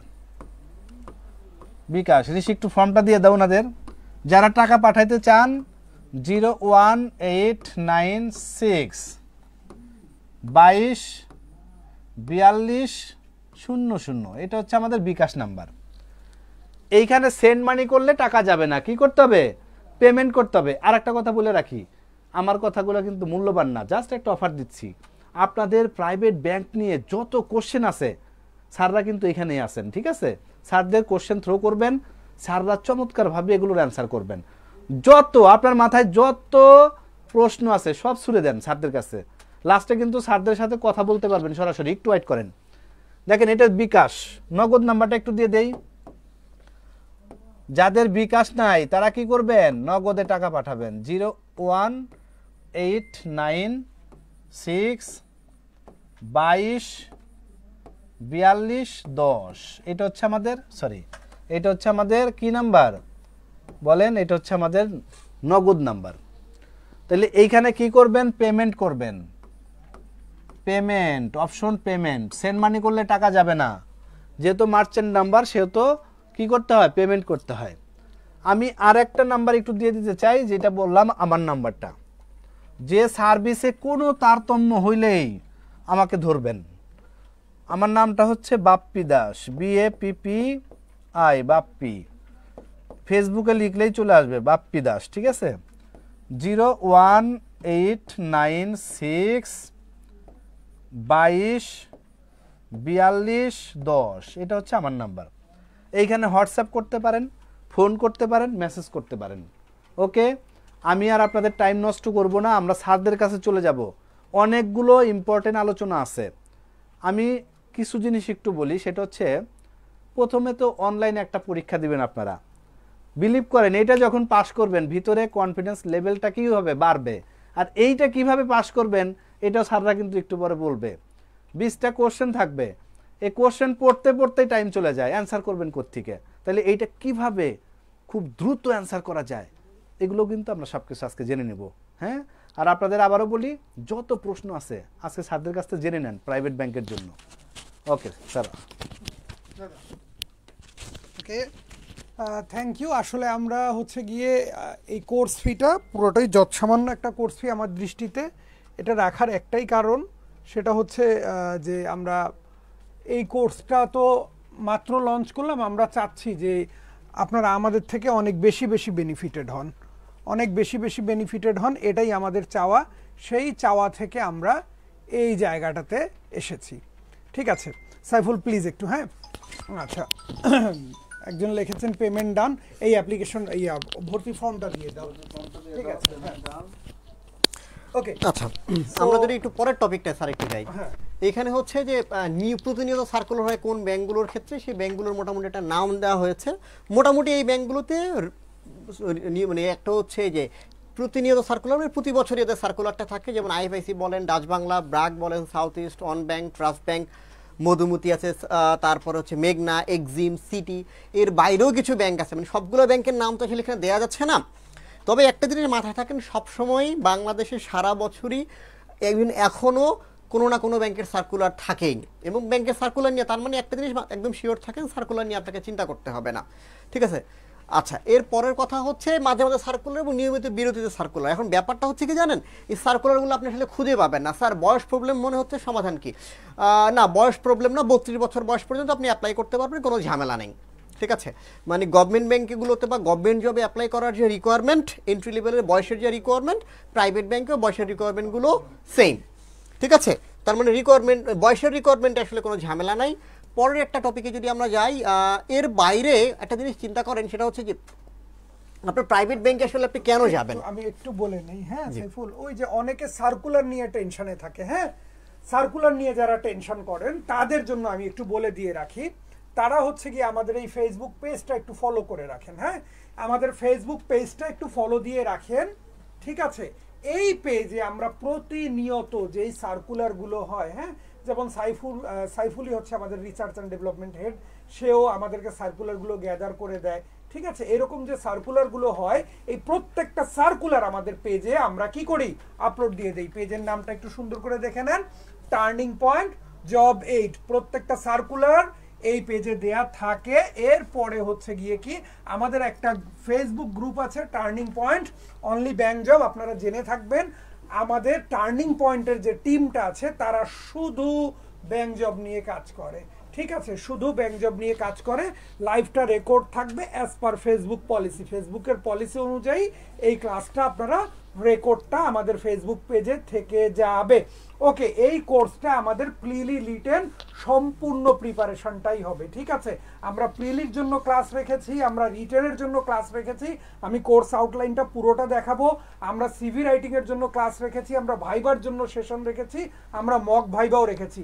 আমাদের এই কোর্সটা কমপ্লিট প্যাকেজ। ঠিক আছে, হ্যাঁ, একটা প্রাইভেট ব্যাংকে চাকরি পাওয়ার জন্য যা দরকার সব আমাদের এই কোর্স থেকে পেয়ে যাবেন। কোর্সের ক্লাস শুরু হবে 17 তারিখ থেকে। 17 তারিখ থেকে আমাদের রেগুলার 1 নাম্বার লেকচার দিয়ে ক্লাস শুরু হয়ে যাবে। ওকে, আচ্ছা স্যার, একটা কোশ্চেন শুনে একটু অবাক লাগলো, যে কোশ্চেনটা ছিল হচ্ছে এটা কি শুধু প্রিলি নাকি রিটেনের প্রিপারেশন আছে? দেখেন, প্রাইভেট ব্যাংকে কিন্তু গভর্নমেন্ট ব্যাংকের মতো পরীক্ষা হয় না। ঠিক আছে, মানে এরকমটা সিস্টেমটা নাই যে কোশ্চেন প্যাটার্ন নিয়ে স্যার একটু কথা বলবে। কোশ্চেন প্যাটার্ন নিয়ে কথা বলার শুরুতেই আমি আপনাকে একটা জিনিস নিয়ে কথা বলবো, পরীক্ষা পদ্ধতি। এইখানে একটা জিনিস মাথায় রাখবেন, আপনি প্রাইভেট ব্যাংকের সব থেকে নির্মম যে জায়গাটা, প্রাইভেট ব্যাংকে চাকরি পাওয়ার সব থেকে নির্মম যে জায়গাটা, একদম দয়ামায়াহীন যে জায়গাটা, সেটা হচ্ছে আপনি শর্ট লিস্টের থেকে শুরু করে ফাইনাল পরীক্ষা দেওয়া পর্যন্ত যে স্টেজে আপনি বাদ পড়বেন ওই স্টেজে আপনি বাদ। তার মানে হচ্ছে আপনি আগের স্টেজে কত ভালো করলেন, আপনি যদি টপারও হয়ে থাকেন, কিন্তু আপনি যে স্টেজে বাদ পড়েছেন সেই স্টেজেই হচ্ছে আপনি বাদ। তার মানে আগের স্টেজের মার্ক পরের স্টেজে কখনো কাউন্ট হয় না। গভর্নমেন্ট ব্যাংকগুলোতে যেরকম একটা সুযোগ থাকে যে না, আপনি রিটেনে ভালো করলেই ভাইবাতে অতটা ভালো করা গুরুত্বপূর্ণ না, রিটেনে যদি খুব ভালো করেন তাহলে ভাইবার মার্কটা খুব ম্যাটার করে না, আবার প্রিলিতে যদি ফার্স্টও হন, রিটেনে যদি খারাপ করেন আপনি বাদ পড়ে যাবেন। এই যে কিছু ব্যাপারগুলো থাকে, মানে কিছু মার্ক, কিছু রেজাল্ট ক্যারি ফরওয়ার্ড হয় প্রাইভেট ব্যাংকে কিন্তু সেই সুযোগটা নাই। তার মানে হচ্ছে আপনাকে প্রতিটা স্টেজেই ভালো করতে হবে, এবং স্টেজে কিন্তু একটা দুইটা এরকমটা না, বা গভর্নমেন্ট ব্যাংকের মতো স্টেজ প্রাইভেট ব্যাংকে না, ব্যাংক ভেদে এবং সার্কুলার ভেদে। মানে ওই যে বললাম শুরুতেই দুইটা ম্যানেজমেন্টের পরীক্ষা হয়, একটা হচ্ছে মিড লেভেল ম্যানেজমেন্ট, একটা হচ্ছে লোয়ার লেভেল ম্যানেজমেন্ট। মিড লেভেলের যে পরীক্ষাগুলো হয় সেইখানে নিয়োগ পরীক্ষাটায় প্রক্রিয়া একটু জটিল হয়, একটু বড় হয়, একটু দীর্ঘ হয়। আবার লোয়ার গ্রেডের যে পরীক্ষাগুলো হয় সেইখানে পরীক্ষাগুলো একটু সহজ হয়, স্বল্প হয় এবং ধাপগুলো কম থাকে। ইউজুয়ালি এই যে পরীক্ষা পদ্ধতির কথা যেটা বলা হয়েছে সেইখানে আসেন, আমরা যদি একটু কমন একটা আইডিয়া দিই। আরেকটা জিনিস বলে রাখি, এই প্যাটার্নটা কিন্তু ব্যাংক ভেদে ভেরি করে। আপনি যখন অ্যাপ্লাই করেছেন, আপনি যখন শর্ট লিস্টেড হইলেন, শর্ট লিস্টেড নিয়ে আমরা প্রচুর কথা বলেছি, বাদ বাকি কথাগুলো ক্লাসে আমিই বলবো ইনশাল্লাহ। এখন আসলে শর্ট লিস্টেড হওয়ার পরে কি হইলো, আপনি যখন শর্ট লিস্টেড হইলেন ইউজুয়ালি একটা সুযোগ হয়, সেটা হচ্ছে অনলাইনে একটা এক্সাম হয়। রিসেন্টলি এটা চালু হয়েছে, গত দুই এক বছর যাবত। এর আগে আসলে অনলাইনে পরীক্ষা হইতো না, ঠিক আছে। আচ্ছা, লোয়ার লেভেল ম্যানেজমেন্ট থেকে কি প্রমোশন পেয়ে কোন পজিশন পর্যন্ত যাওয়া যায়, এমডি পর্যন্ত হওয়া যায়, কোনো সমস্যা নাই, ঠিক আছে। লোয়ার লেভেল ম্যানেজমেন্ট থেকে শুরু করে ব্যাংকের এমডিও হইতে পারেন, ঠিক আছে। সো এটা নিয়ে কোনো ঝামেলা নেই। আপনি কবে শেষ করবেন বা এটা 30 বছরের রেস, হ্যাঁ, মানে এইটা ম্যারাথনের মতো, এইটা 30 বছর বয়সে শেষ করবেন ব্যাপারটা এরকমটা না। আপনার ক্যারিয়ার শুরু হবে 30 বছর বয়স থেকে, আপনি ক্যারিয়ার শেষ করবেন 60 বছর বয়সে গিয়ে। তার মানে 30 বছর আপনি অনেক কিছু করবেন। এটা চিন্তা করে লাভ নেই যে আমি লোয়ার লেভেলে ঢুকলাম, আমি কি আসলে সেখানেই থেকে যাবো কিনা, না, ব্যাপারটা এরকমটা না। আমাদের কম্বাইন্ড ব্যাচগুলোতে যারা ভর্তি হয়েছেন 24, 25, 26 যারা কোশ্চেন করছেন, দেখেন ওইটা private bank, government bank, Bangladesh ব্যাংকের এডি সব হবে, এখানে শুধু প্রাইভেট ব্যাংক হবে, ঠিক আছে। শুধু প্রাইভেট ব্যাংকে ফোকাস করে, ওটা একটা ওভারঅল কোর্স। ওইটাতে যেমন গভর্নমেন্ট ব্যাংক কমপ্লিট হবে, এখানে প্রাইভেট ব্যাংকও কমপ্লিট হবে, বাট এখানে শুধু প্রাইভেট ব্যাংক। যেমন আমরা এই কোর্সে বাংলার জন্য কোনো ক্লাসই রাখি নাই, কারণ কি প্রাইভেট ব্যাংকগুলোতে সচরাচর বাংলার কোনো প্রশ্ন আসে না। ওই কোর্সগুলোতে আমরা বাংলা আইসিটি, জেনারেল নলেজ আর আইসিটির উপরে অনেকগুলো ক্লাস রেখেছি, এখানে তেমন কোনো ক্লাসই রাখিনি। কারণ কি, এখানে জেনারেল নলেজ আইসিটি থেকে সেরকম ক্লাস আসে না। ওখানে আমরা অ্যানালাইটিক্যাল অ্যাবিলিটিটাকে কিছুটা কম গুরুত্ব দিয়েছি, এখানে অ্যানালাইটিক্যাল অ্যাবিলিটিটাকে অনেক বেশি গুরুত্ব দেওয়া হয়েছে। সো ওটা হচ্ছে গিয়ে কম্বাইন্ড কোশ্চেন আর কম্বাইন্ড কোর্স, আর এটা হচ্ছে শুধু প্রাইভেট ব্যাংক। তো আপনি যদি প্রাইভেট ব্যাংকের জন্য আলাদা করে আমাদের সাথে আরেকটু পড়ালেখা করতে চান, প্র্যাকটিস করতে চান, এটাতে যুক্ত হতে পারেন ইফ ইউ ওয়ান্ট। আর যদি না চান, আপনি ওইটাতে করলে ইনশাল্লাহ কমপ্লিট হয়ে যাবে। স্যার একটু সিগনেচার নিয়ে ক্লিয়ার করেন, এনআইডি এর সিগনেচারের সাথে কোনো সমস্যা নাই, কোনো সমস্যা নাই, সিগনেচার ডিফার করলেও কোনো প্রবলেম হবে না। তবে আপনি অ্যাডমিটে যে সাইনটা দিয়েছেন, জয়েনের ডেটেও যেন ওই সাইনটা দেন, সেটাই হয়। ব্যাক ডেটেড 3 বছরের কোনো নিউজ আছে কি, কোনটার আপনি নিউজ জানতে চাচ্ছেন আমি জানি না। তো আমরা যেটা, সাইফুল দেখেন ইম্পর্টেন্ট একটা কথা বলেছিল যে আপনি এমসিকিউ ফেল করলেন মানে ফেল, আপনি রিটেন ফেল করলেন মানে ফেল, ভাইবার 3টা দিচ্ছেন, প্রথম ভাইবাটা ফেল করলেন মানে ফেল। মানে এখানে বিষয়টা এরকম না যে রিটেন এবং ভাইবার মার্ক মিলে রেজাল্ট তৈরি হবে, না। আপনি এক একটা স্টেজে ফেল করলেন, এক একটা স্টেজে ফেল করলেন, আপনি ফেল হয়ে গেলেন। সার্কুলারগুলো কই পাবো, অন্য কিছু করতে হবে না, আমাদের টার্নিং পয়েন্ট জব এইড এই পেজটা ফলো দিয়ে রাখেন, এখানেই আপডেট পাবেন, ঠিক আছে। ওকে, আচ্ছা তাহলে একটু আচ্ছা, আমরা পরীক্ষার প্যাটার্ন নিয়ে কথা বলি। ইউজুয়ালি শর্টলিস্টেড হওয়ার পরে ম্যাক্সিমাম প্রাইভেট ব্যাংকগুলো একটা অনলাইনে পরীক্ষা নেয়। এই অনলাইন যে পরীক্ষাটা হয়, সেই পরীক্ষাটা ব্যাংক ভেদে ভেরি করে, ঠিক আছে। বেশ কিছু ব্যাংক আছে যারা একটু দীর্ঘ সময় পরীক্ষা নেয়, যেমন হচ্ছে ব্র্যাক ব্যাংক, ওর পরীক্ষাটা একটু লম্বা সময় হয়, 40 মিনিট থেকে 45 মিনিটের পরীক্ষা হয়। আর অন্য অন্য ব্যাংক কমনলি মোরলেস হচ্ছে 10 মিনিট থেকে 20 মিনিটের একটা পরীক্ষা হয়। সেখানে প্রথম অনলাইনে যে পরীক্ষা, যেটাকে আমরা সাইকোমেট্রিক টেস্ট বলি, অনলাইন টেস্ট বলি, প্রিলিমিনারি টেস্ট বলি, বিভিন্ন ব্যাংক বিভিন্ন নামে দেয়। এবং এই টেস্টটা ওয়েবসাইটের মাধ্যমেও নেওয়া হয় বা কোনো কোনো ক্ষেত্রে বিডিজবস নিজেও নেয়। এবং এই পরীক্ষাটা হয় এমসিকিউ। আবার ওই যে বললাম যে ব্র্যাকের পরীক্ষাটা আবার রিটেনও থাকে, অনলাইনেই রিটেন দিতে হয়। তার মানে ইটস ভেরি করে। এবং এইটা একদম ইনিশিয়াল, একদম বাচ্চাকালের যে পরীক্ষাটা হয় সেই পরীক্ষাটা হয়।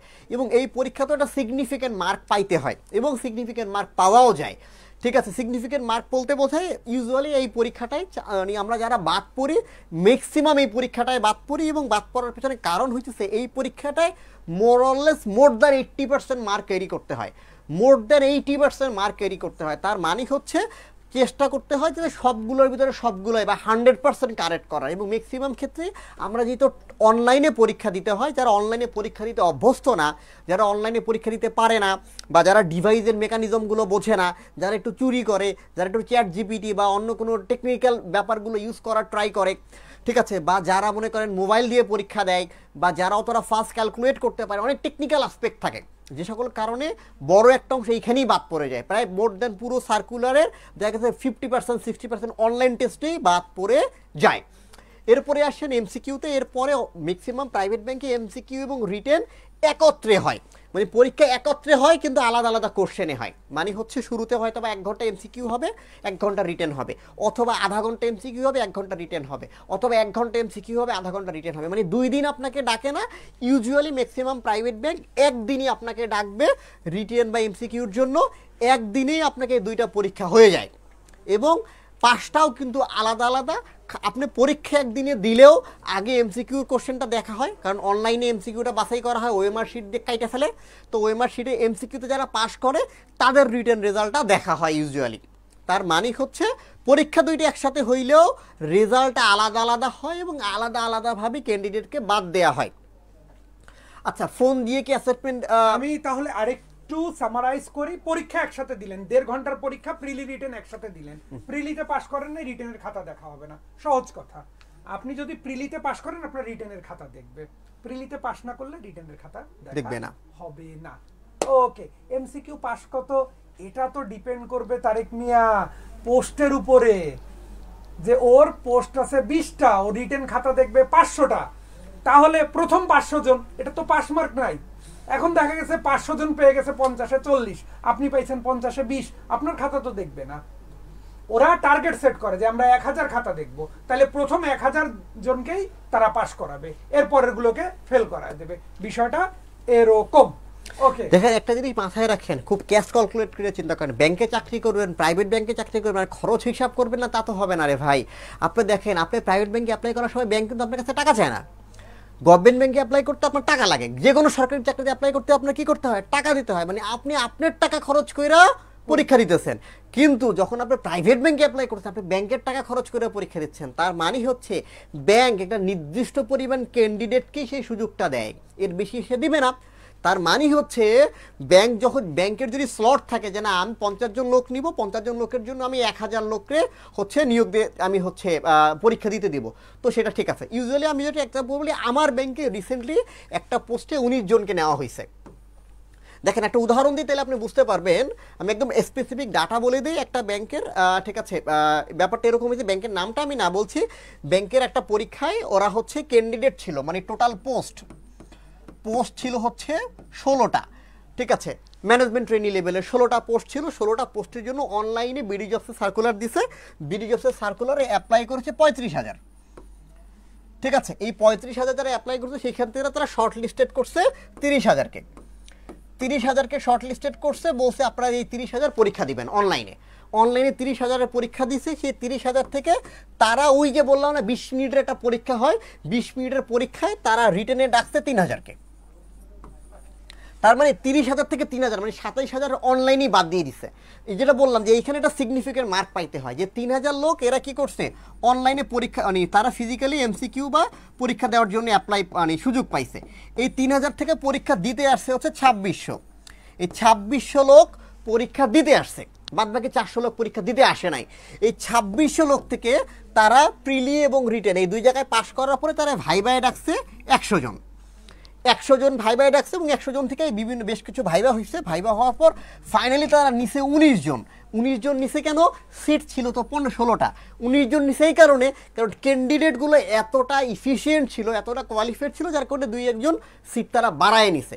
তো ইউজুয়ালি ব্যাঙ্কগুলো এই কাজটা করে, যদি ক্যান্ডিডেট ভালো হয় তাহলে অনেক সময় কিছু সিট বেশি নেয়, আবার যদি ক্যান্ডিডেট সিগনিফিকেন্টলি খারাপ হয় তাহলে এমনও হইতে পারে যে না, যতগুলো পোস্ট ছিল, যতগুলো ভ্যাকেন্সি ছিল সেই পরিমাণ তারা নেয় না, কারণ ওরা সার্কুলার তো প্রতি বছরই দেয়, আবার 2-4 মাস পরে আবার সার্কুলার দিবে, তখন আবার নিবে।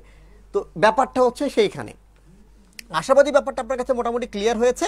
আচ্ছা, এখন আসেন যে ভাইভা ইউজুয়ালি 2টা বা 3টা ভাইভা হয়, কোনো কোনো ব্যাংক ইনিশিয়াল ভাইভাও নেয়, যেমন আইএফআইসি ব্যাংক শর্ট লিস্টের পরেই একটা ভাইভা নেয়, যেটাকে ইনিশিয়াল ভাইভা বলে, তারপরে আবার রিটেন হয়, এমসিকিউ হয়, তারপর ভাইভা হয়। আবার কিছু কিছু ব্যাংক আছে যারা কম্পিউটার টেস্ট নেয়, এবং অনেক ব্যাংক আছে বিশেষ করে ম্যানেজমেন্ট ট্রেনিং লেভেলে তারা ফুল ডে অ্যাসেসমেন্ট নেয়। তার মানে আপনি সকালে যাবেন, ওইখানে 2 দিন থাকবেন, এমনও হয় যে এখানে থাকতে হয়। আপনি এখানে থাকবেন, ওরা অ্যাসেসমেন্ট করবে, তারপরে আপনাকে একদিন রাখবে ওইখানে, দেখা গেছে আপনার নাইট স্টে করতে হবে। ঠিক আছে, এইরকমও কিছু কিছু ব্যাংক আছে।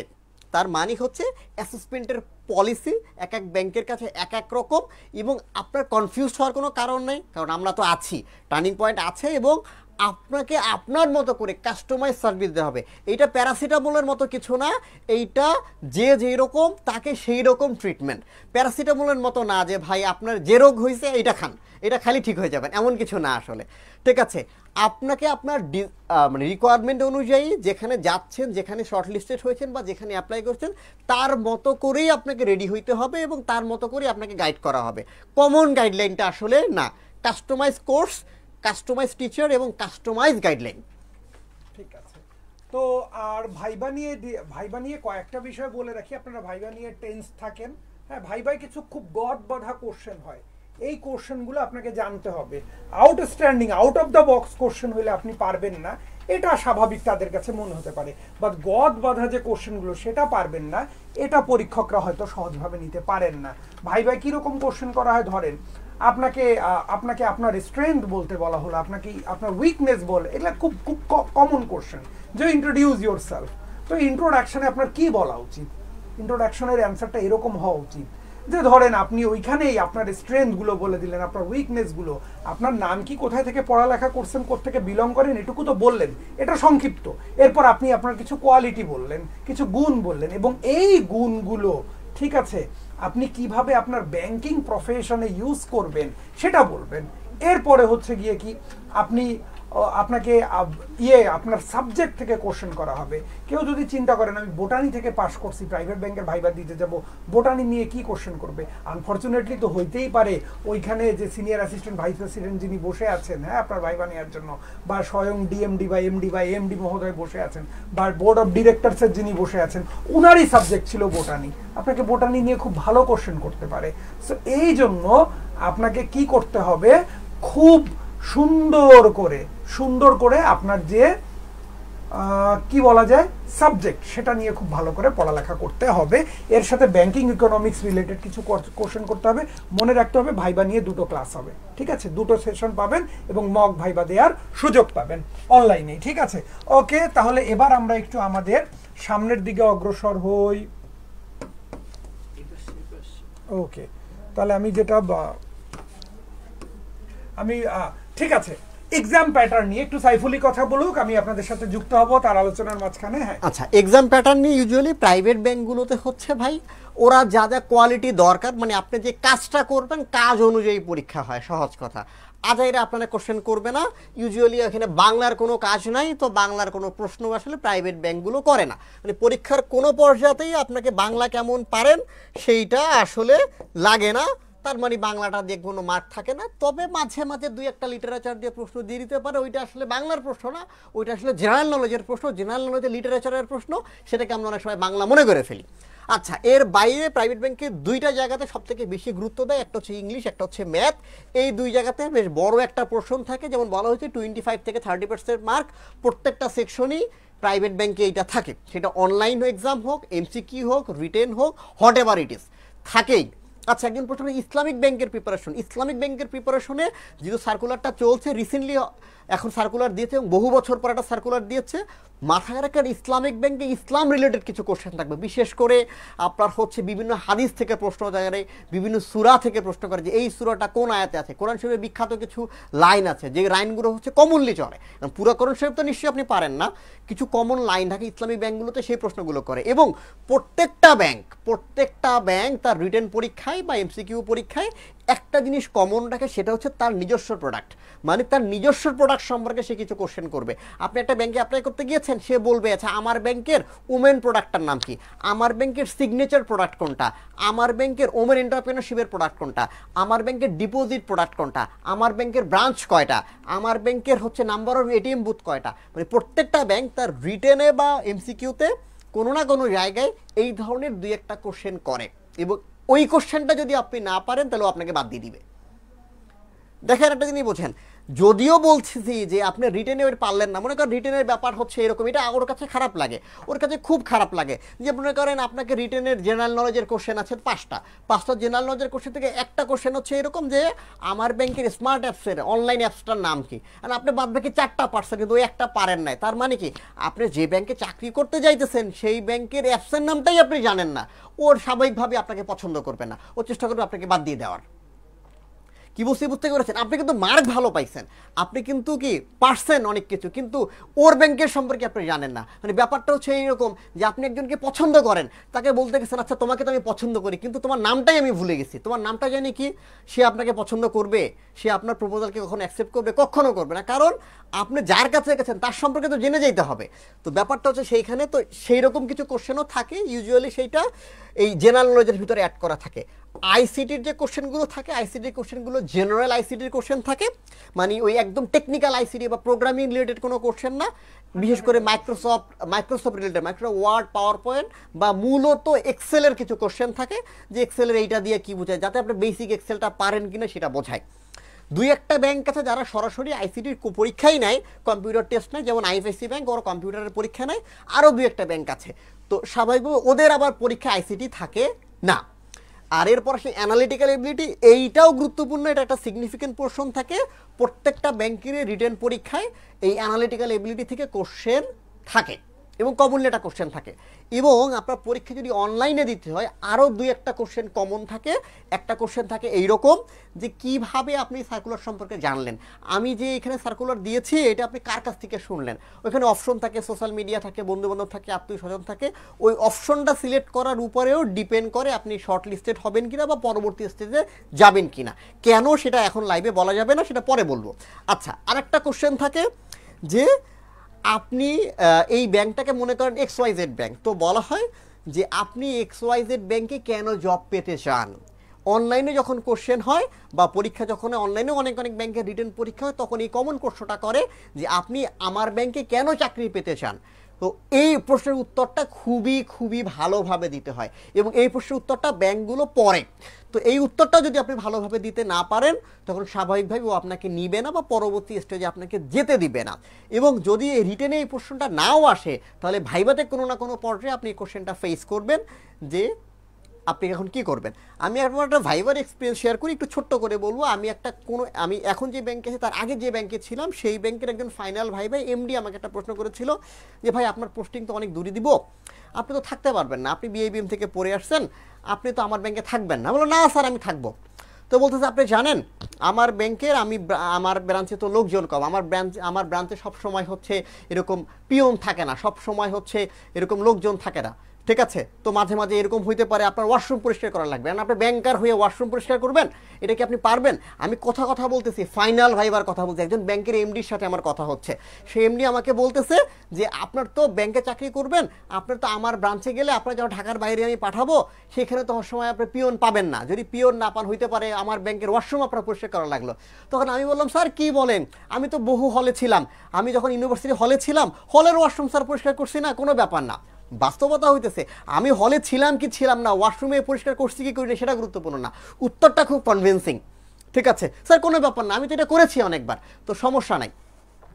তো ব্যাপারগুলো হচ্ছে এরকম। তো ভাইভাতেও কিছু প্রশ্ন থাকে যে প্রশ্নগুলো দিয়ে আপনাকে চেক করা হয় আপনি কতটা কনফিডেন্ট, আপনি আসলে কাজটা করতে পারেন কিনা, ঠিক আছে, বা আপনি আসলে চাকরিটা চাচ্ছেন কিনা, আপনার নিড কিনা, আপনার পেটে ক্ষুধা আছে কিনা, এই জিনিসগুলো ভাইভাতে অনেক ক্ষেত্রে দেখে, এবং সেটার উপরই আসলে ভাইবার মার্কিংটা করা হয় বা পরবর্তী স্টেজে আপনি যাবেন কি যাবেন না সেটা ডিটারমাইন করা হয়।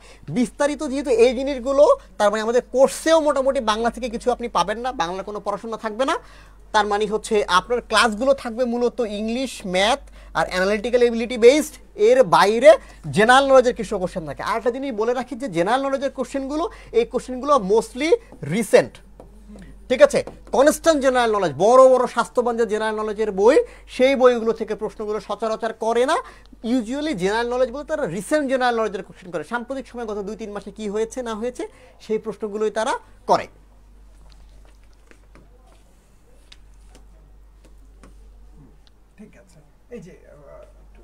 আচ্ছা এখন আসেন হচ্ছে আমাদের এইখানে রিটেনের ক্ষেত্রে কি কি থাকে বা ইংলিশের ভিতরে কি কি থাকে, এখানে বলা হচ্ছে ফোকাস রাইটিংটা থাকে আপনার কাছে কিছু, আপনার কাছে ফোকাস রাইটিং লিখতে দেয়। মজা কঠিন ব্যাপারটা হচ্ছে কি জানেন, যারা গভর্নমেন্ট ব্যাংকের প্রিপারেশন নেন তাদের কাছে তো ভাই 30-40 পেজের একটা খাতা দেয়, আপনি সেখানে ইচ্ছা মতো ফোকাস রাইটিং লিখতে পারেন। বাট যখন আপনি প্রাইভেট ব্যাংকে পরীক্ষা দেবেন আপনাকে কাগজ দিবে 1 পেজ বা হাফ পেজ, নির্দিষ্ট জায়গা দিয়ে দিবে, ওই জায়গার ভিতরেই আপনাকে লিখতে হবে।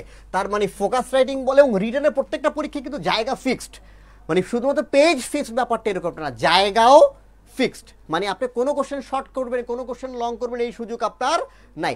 যতটুকু জায়গা দিয়ে দিচ্ছে, মনে করেন আমি যদি উদাহরণ দেই, মনে করেন আপনাকে এরকম একটা খাতা দিয়েছে, 4-5টা পেজ আছে, আপনাকে পেজের শুরুতে হচ্ছে কোশ্চেনটা লিখে দিবে এবং এই পেজে যতটুকু জায়গা আছে অতটুকুর ভিতরে লিখতে হবে। পরের পেজের শুরুতে আরেকটা কোশ্চেন লেখা, ব্যাপারটা এরকম না, একটা কোশ্চেন স্ক্রিপ্ট আলাদা দিয়েছে, খাতা আলাদা দিয়েছে, আপনি কোনোটা ছোট লিখলেন কোনোটা বড় লিখলেন, সেই সুযোগটা এখানে নাই। যতটুকু জায়গা দেয়া হয়েছে ততটুকুর ভিতরে লিখতে হবে।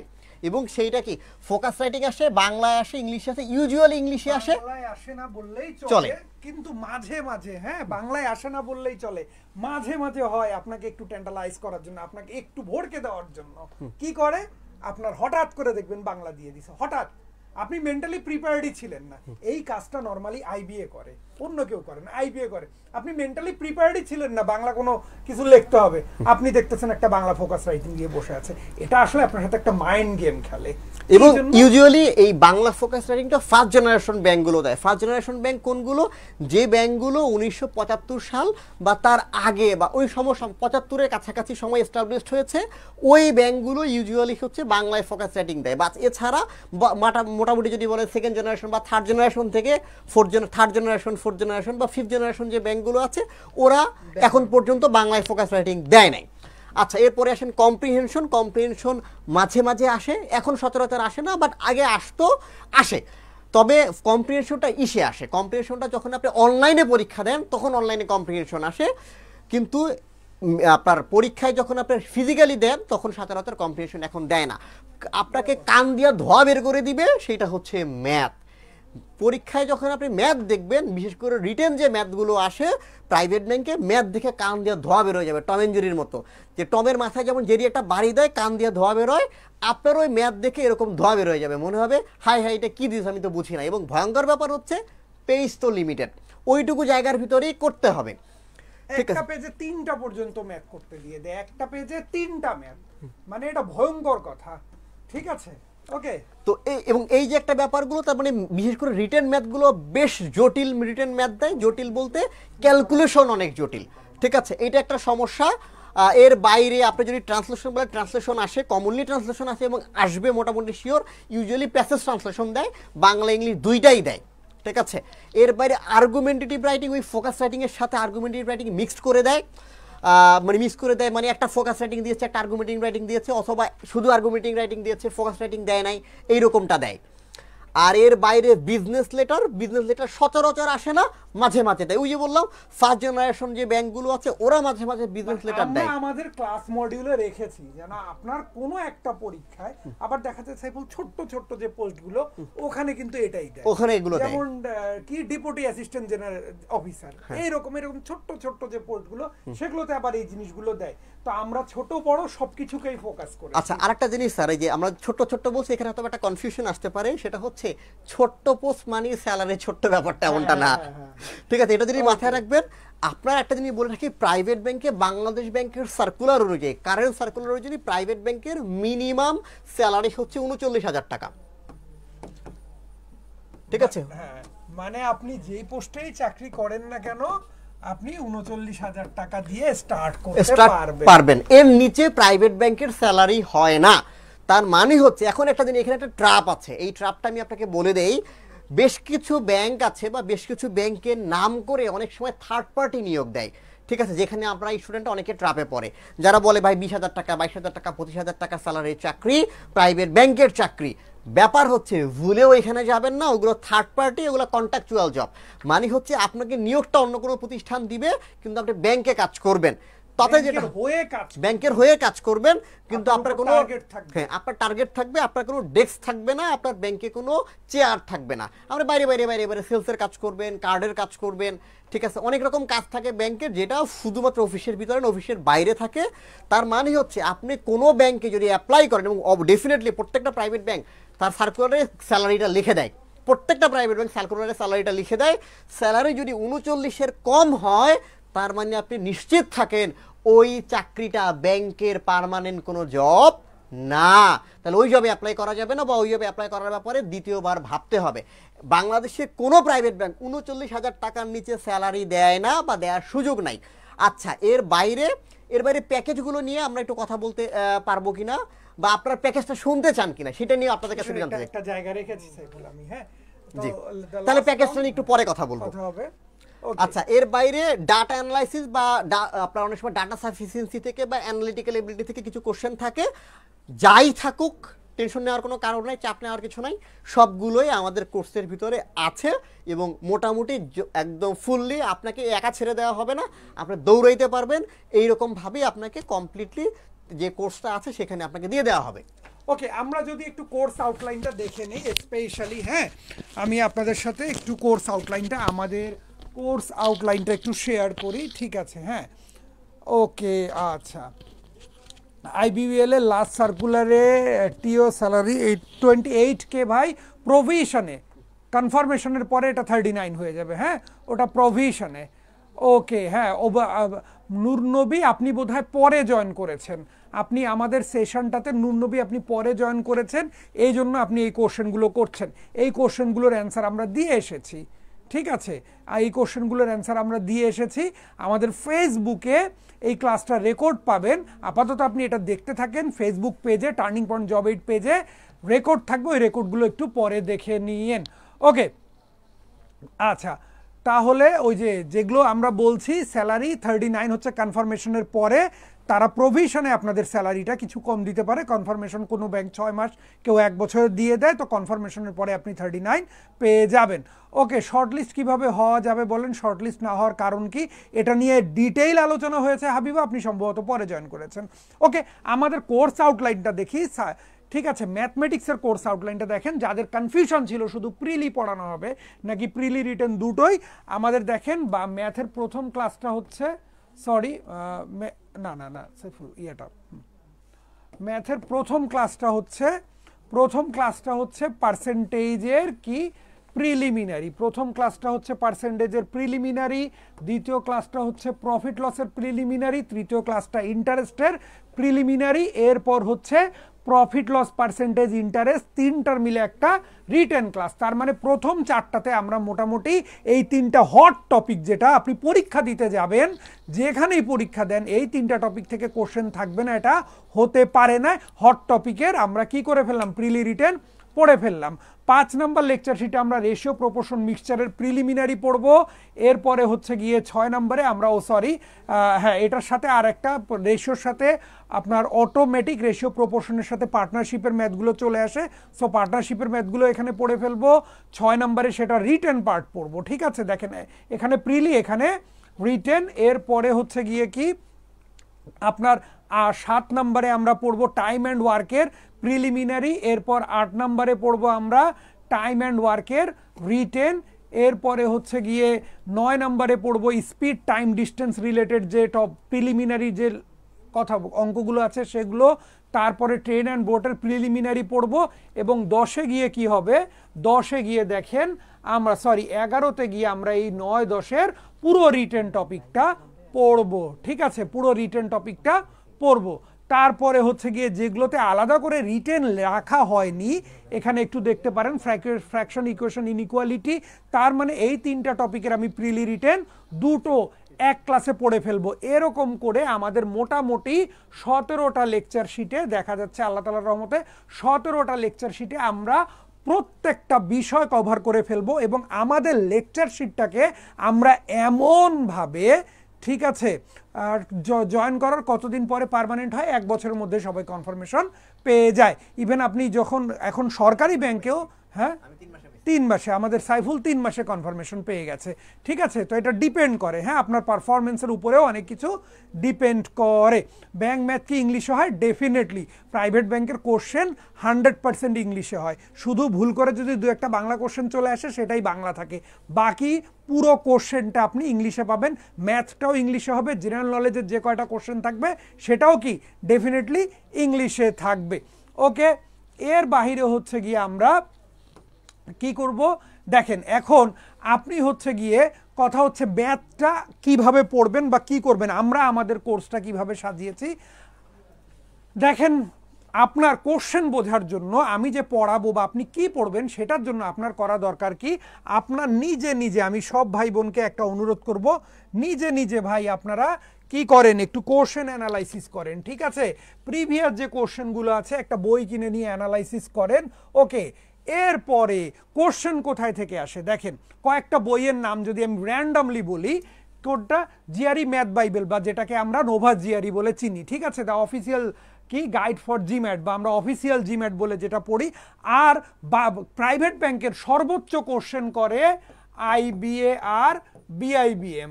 আমি অনেক ক্ষেত্রে আমি এটা দেখছি, আইবিএ এর কোনো ইনটেকের পরে আইবিএ যদি একটা প্রাইভেট ব্যাংকের কোনো একটা প্রাইভেট ব্যাংকের পরীক্ষা নেয়, দেখা যায় ওই প্রশ্ন থেকেই 4-5টা প্রশ্ন কমন পড়ে গেছে, ম্যাথ অংশে 4-5টা প্রশ্ন কমন পড়ে গেছে, ইংলিশ প্রশ্নে।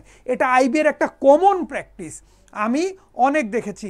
ভিডিও আটকায় নাই ভাই, ভিডিও আপনার এখানে কোথায় একটু প্রবলেম হচ্ছে, গোবিন্দ চক্রবর্তী ভিডিও রানিং, আপনার ডিভাইসে কোনো একটা প্রবলেম থাকতে পারে, কারণ আমার সামনে একটা বিরাট স্ক্রিন আছে আমি দেখতে পাচ্ছি। সো দেখেন, আইবি আর বিআইবিএম সবচেয়ে বেশি কোশ্চেন করে, আর দেখা যায় কি আইবি আর বিআইবিএম এর কোশ্চেন থেকেও কিন্তু প্রচুর কমন পড়ে। তাহলে ম্যাথের ভালো করার টিপস হচ্ছে কি, আপনি এই সোর্সগুলো থেকে পড়েন, আপনি নোভা জিআরই পড়েন, অফিসিয়াল জিম্যাট পড়েন, আইবিএ কোশ্চেন ব্যাংক পড়েন, বিআইবিএম কোশ্চেন ব্যাংক পড়েন, ডক্টর আর.এস. আগারওয়ালের quantity aptitude for competitive exam এই বইটা পড়েন। ঠিক আছে, তো এই যে এত কিছু যে আপনি পড়বেন ভাই, এত কিছু পড়ার আপনি সময়ও পাবেন না, আপনাকে আমি এই চাপ দিতেও চাই না, আপনাকে আমি জাস্ট এইটা কনফার্ম করতে চাই, টার্নিং পয়েন্ট আপনাকে যে 17টা ম্যাথের লেকচার শিট দেবে, ইনশাআল্লাহ এই লেকচার শিট থেকে 100% কমন পড়বে। আমি এটা দাবি করব না বা এটা করতেও চাই না, বা আপনার ব্যাংকার হওয়ার জন্য আপনার 100% কমনেরও দরকার নাই, কিন্তু আপনি আমার এই লেকচার শিট থেকে 90 to 95% কমন পাবেন। আমার এই 17টা লেকচার শিট যদি আপনি ভাজা ভাজা করে ফেলেন, আগাগোড়া ভালো করে শেষ করে ফেলেন, ইনশাআল্লাহ এই 17টা লেকচার শিট যদি আপনি একবারের পরিবর্তে 3বার পড়ে ফেলেন, আমি বারবার বলি একটা অঙ্ক 3বার করা যে কথা, 3টা অঙ্ক একবার করা সে কথা, বরং একটা অঙ্ক 3বার করলে আপনি বেশি বেনিফিটেড হবেন। কিভাবে? প্রথমবার আপনি একটু কঠিন করে করবেন, পরের বার একটু সহজ হবে, 3 নম্বর বার গিয়ে দেখবেন এটা পানি লাগতেছে। তার মানে কি, একটা অঙ্ক 3বার করলে আপনি খুবই বেনিফিটেড হবেন। ইসলামী ব্যাংক ক্যাশের জন্য কি এই কোর্স করলে হবে? আমরা ভাই ইসলামী ব্যাংকের ক্যাশ, আইএফআইসির টিএসও, এমটিবির এমটিও এরকম কোর্স করাচ্ছি না, আমরা কোর্স করাচ্ছি আপনি আমার কোর্স করলে যেন প্রাইভেট ব্যাংকের যে কোনো একটা পোস্টে খুব ইজিলি চাকরি পেয়ে যান। এবং যখন পরীক্ষা নেয় আইবিএ বিআইবিএম যখন কোশ্চেন করে, আইবিএ বিআইবিএম এটা চিন্তা করে না যে এটা কি ক্যাশের পরীক্ষা, নাকি এটা ট্রেনি অ্যাসিস্ট্যান্ট অফিসারের পরীক্ষা, নাকি এটা এমটিওর পরীক্ষা, ওরা কোশ্চেন করে ফেলে। ঠিক আছে, তো এই জন্য ভাই যিনি 25 ব্যাচে ভর্তি আছেন, আমাদের ওই ব্যাচ, ওই কোর্সটা কম্বাইন্ড কোর্স, ওখানে গভর্নমেন্ট ব্যাংকেরও প্রিপারেশন হবে, প্রাইভেট ব্যাংকেরও। এখানে শুধু প্রাইভেট ব্যাংকের প্রিপারেশন হবে। আপনি যদি 25-এর সাথে এটাতে সংযুক্ত হতে চান হতে পারেন, কোনো সমস্যা নাই, বাট আপনি 25 করলেই হয়ে যাবে। আপনি যদি আরেকটু বেশি পড়ালেখা করতে চান, আমাদের সাথে আরেকটু থাকতে চান, আপনি এই কোর্সে আসতে পারেন। আমাদের ওই কোর্স এবং এই কোর্সের ম্যাটেরিয়ালগুলো ডেফিনেটলি, যেহেতু 2 কোর্সেই অনেকেই অ্যাডমিশন নিয়েছেন, ম্যাটেরিয়ালগুলো বিশেষ করে আমাদের যে ক্লাস ওয়ার্ক, আমরা ক্লাসে যে অঙ্কগুলো করাবো সেটা মোটামুটি একটু ডিফার করবে, ক্লাসে যে প্রশ্নগুলো পড়াবো হালকা ডিফারেন্স থাকবেই, নয় যিনি আমার 2টা কোর্সে ভর্তি হয়েছেন উনি মজা পাবেন না। হয়তো একই জিনিস পড়াবো, ওখানে 20 থাকলে এখানে 25, এভাবে করে আমরা একটু ভিন্নভাবে এটাকে ডিজাইন করার চেষ্টা করেছি। তো আমি যেটা বলতে চাচ্ছিলাম, আপনি এত কিছুর পিছনে দৌড়াইয়েন না। আপনি নোভা জিআরই পড়বেন কখন, অফিসিয়াল জিম্যাট পড়বেন কখন, আইবি এর কোশ্চেন ব্যাংক, বিআইবিএম এর কোশ্চেন ব্যাংক, ডক্টর আর.এস. আগারওয়ালের এই সুন্দর বইটা কখন পড়বেন, আপনার এত কিছু পড়ার দরকার নাই। আপনি শুধু একটা কাজ করেন, টার্নিং পয়েন্টের লেকচার শিট, এই 17টা শিট দেব, এটা খুব ভালো করে ভাজা ভাজা করে ফেলেন, সব হবে। ইসলামী ব্যাংকের ক্যাশের জন্য হবে রে ভাই, হবে। আমার টার্গেট যেখানে এমটিও সেখানে ক্যাশ অটোমেটিক হবে, ঠিক আছে, টেনশন করার কিছু নাই। ওকে, এরপরে দেখেন আপনার ভালো করার জন্য যে এই টপিকগুলো দরকার, দেখবেন আপনি পরীক্ষা দিতে যাবেন, এই যে এখানে যে টপিকগুলো লিখেছি, পার্সেন্টেজ, হ্যাঁ, percentage, profit loss, interest, ratio, time and work, time and speed, algebra, number system, IBA question করুক আর বিআইবিএম কোশ্চেন করুক, এখান থেকে কোশ্চেন থাকবেই। তো আপনারা যারা এই মুহূর্তে নিজেকে একটু আগায় রাখতে চান, এগুলোর বেসিক পড়ে রাখেন, একটু আগায় থাকবেন। এর সাথে সাথে কি আপনি টার্নিং পয়েন্টের লেকচার শিট ফলো করেন। আপনার পরীক্ষায় আপনাকে সবচাইতে বেশি যে জিনিসটা প্যারা দেবে রিটেন সেকশনে, রিটেন ম্যাথ, ঠিক আছে, এটা আপনাকে প্যারা দিয়ে শেষ করে ফেলবে। কারণ কি, সময় অল্প, জায়গা স্বল্প, এক পেজে 2টা-3টা অঙ্ক করতে হবে, টাইমও নাই, মন ভরে লিখতেও পারবেন না ভাই। এই জায়গাটাতে যে কেয়ারফুল হতে পারবেন না, সে প্রাইভেট ব্যাংকে চাকরি পাবেন না। কারণ দেখা যাবে 50 মার্কের পরীক্ষায় 15 মার্কই ম্যাথ কভার করে ফেলছে, তাহলে 15 মার্ক যদি আপনি ইগনোর করে ফেলেন, আপনি চাকরি পাবেন কিভাবে? ইম্পসিবল। তো এই জন্য আপনাকে কি করতে হবে, আমি সব সময় বলি, আপনি ইকুয়েশন দিয়ে অঙ্ক করার চেষ্টা করেন। আপনি দেখবেন একটা বই খুলে এত বড়, আপনি আমার ক্লাসে আসেন, ওই এত বড় অঙ্কটাকে যদি আমি ইকুয়েশন দিয়ে একটা ছোট্ট অঙ্ক না বানায় দেই, তাহলে আমাকে চ্যালেঞ্জ করবেন। অনেকে বলে যে টাইম অ্যান্ড ওয়ার্ক, কাজের অঙ্কগুলো তো স্যার কোনোভাবে ইকুয়েশন দিয়ে করতে পারবো না। আমি স্টার্টই করি ওটা দিয়ে, যে দেখেন হয় কি না। 100-তে 100 ওই অঙ্কগুলো সমীকরণ দিয়ে করা যাবে। তো এই জন্য কি করতে হবে, যারা ভালো করতে চান, যারা অঙ্কে ভালো করতে চান, তাদেরকে বলি যে ভাই আপনি কি করেন, ইকুয়েশন দিয়ে অঙ্ক করার চেষ্টা করেন। কারণ ঐকিক নিয়ম ছোটবেলা থেকে যেভাবে অঙ্ক করছেন, সেভাবে অঙ্ক করতে গেলে সময় পাবেন না। আর যেই ভাই বোনেরা শর্টকাটের পিছনে দৌড়ান, তারাও ধরা খাবেন। কারণ আপনার এই থাকলে ওই হয়, ওই থাকলে ওই হয়, এ করতে করতেই পরীক্ষা শেষ হয়ে যাবে। 40 মার্কের পরীক্ষা, 40 মিনিট পরীক্ষা হবে, 45 মিনিট পরীক্ষা হবে। এই সময় ভাববেন কত যে এইটা আছে কি করব, ওইটা থাকলে কি করব। সো এই যে এই ব্যাপারগুলো আপনাদেরকে ইকুয়েশনে প্র্যাকটিস করতে হবে এবং আমাদের সাথে থাকবেন। আমাদের যারা আছে, আমার যে স্টুডেন্টগুলো আছে তারা জানে আমি, এবং আমি দায়িত্ব নিয়ে বলতে চাই, ম্যাথমেটিক্সের দায়িত্বটা আমার ঘাড়ে ছেড়ে দেবেন। 17টা লেকচার শিটে আপনার প্রিপারেশনটা এত সুন্দর করে কমপ্লিট করে ফেলবো, ইনশাল্লাহ আপনার প্রাইভেট ব্যাংকের একটা চাকরি নিয়ে আর বিন্দুমাত্র বিচলিত না হলেও চলবে। ওকে, এরপরে কি দেখেন, রেগুলার আমরা যে পরীক্ষাগুলো নেব, দাদা বলেছে আমাদের আজকে ক্লাস হবে, কালকে পরীক্ষা, আজকে ক্লাস কালকে পরীক্ষা, রেগুলার পরীক্ষাগুলো অ্যাটেন্ড করতে হবে। ওকে, আচ্ছা, এরপরে আমরা যদি একটু যাই, দেখেন ইংলিশে কি হয়, ইংলিশে আপনার গ্রামার বেসড কোশ্চেন হয়। ফর এক্সাম্পল, যদি 15টা কোশ্চেন থাকে, 15টা কোশ্চেনের মধ্যে হয়তো 6টা কোশ্চেন থাকবে গ্রামার বেসড, 9টা কোশ্চেন থাকবে কি vocabulary based. Maximum question IB এবং বিআইবিএম এর টেন্ডেন্সি হচ্ছে ম্যাক্সিমাম কোশ্চেন তারা কি করে, ভোকাবুলারি বেসড করে, ঠিক আছে। লিটারেচার থেকে আপনি কোনো কোশ্চেন পাবেন না, ঠিক আছে, লিটারেচার থেকে কোনো কোশ্চেন পাবেন না। এখন যদি একটা কোশ্চেন চলে আসে যে উমুকে নোবেল পাইছে, সে কোন উপন্যাসের জন্য নোবেল পাইছে, সেটা আপনার কিন্তু লিটারেচারের কোশ্চেন হয় না, ঠিক আছে। ওকে, আচ্ছা, এবার আসি আমরা, না এই কোর্সের সাথে মাস্টার ক্লাসটা ইনক্লুড না, এই কোর্সের সাথে মাস্টার ক্লাসটা ইনক্লুডেড না। ওকে, আচ্ছা, এবার ফোকাস রাইটিংয়ের প্রবলেম কিভাবে করানো হবে এটা নিয়ে এখনই কথা বলছি। দেখেন আমাদের ইংলিশ কোর্স আউটলাইন প্রিলিমিনারি 8টা ক্লাস থাকবে সুন্দর করে, যাদের এত কিছু বর্ণনা করব না, ঠিক আছে, এত কিছু বর্ণনা করব না, আমি জাস্ট হচ্ছে গিয়ে এখানে দিয়ে রাখছি, আপনারা একটু নিজেরাই দেখে নেন যে প্রত্যেকটা বিষয় নিয়ে আমাদের কি আছে, ক্লাস আছে। যেমন ইংলিশের 1 নম্বর ক্লাসটা কি, সাবজেক্ট ভার্ব এগ্রিমেন্টের, তারপর tense, conditional sentence, degree of comparison, সবগুলো নিয়ে ক্লাস আছে। হ্যাঁ, আবার ভোকাবুলারি নিয়েও কিন্তু আমরা প্রত্যেকটা, মানে আমাদের ক্লাসগুলো কিন্তু 2টা সেগমেন্টে হবে, একটা হচ্ছে ভোকাবুলারি নিয়ে হবে, আর একটা কি নিয়ে হবে, আপনার গ্রামার বেসড ক্লাস হবে। সো 8টা ক্লাস প্রিলিমিনারি হবে, এরপরে 12টা রিটেন ক্লাস হবে। দেখেন রিটেন ক্লাসগুলোর আমরা এখানে সুন্দর গাইডলাইন দিয়ে দিয়েছি, এমন না যেটা 1 নম্বরে বলছি সেটা 1 নম্বরে হবে, হয়তো এদিক ওদিক হতে পারে। ফ্রি হ্যান্ড রাইটিং নিয়ে 2টো ক্লাস হবে, আপনার লেখার মান উন্নত করার জন্য আমরা 2টো ক্লাস দেব, যে আপনি এইভাবে করে লেখলে আপনার লেখার মানটা উন্নত হবে। ট্রান্সলেশন যেহেতু প্রায়ই আসে, ট্রান্সলেশন নিয়ে ক্লাস হবে, ঠিক আছে। হ্যাঁ, মানে আপনি হচ্ছে কি এই কোর্স করে যেন আদার্স 2-1টা পরীক্ষা দিলেও সেগুলোর জন্য, ধরেন আপনি কোর্স করতে করতে আপনার মনে হলো পেট্রো বাংলার একটা সার্কুলার আসছে, পেট্রো বাংলা একটু পরীক্ষা দিয়ে আসি, আপনি যেন ওখানে পরীক্ষা দিলেও সাফার না করেন, ঠিক আছে। ওইখানে পরীক্ষা দিলেও আপনি যেন আপনাকে কোনো বেগ না পাইতে হয়, আমাদের প্রিপারেশনটা এরকম হবে। ওকে, ট্রান্সলেশন নিয়ে ক্লাস হবে, দেখা গেল ট্রান্সলেশন নিয়ে আমাদের 2টো ক্লাস থাকবে, ঠিক আছে।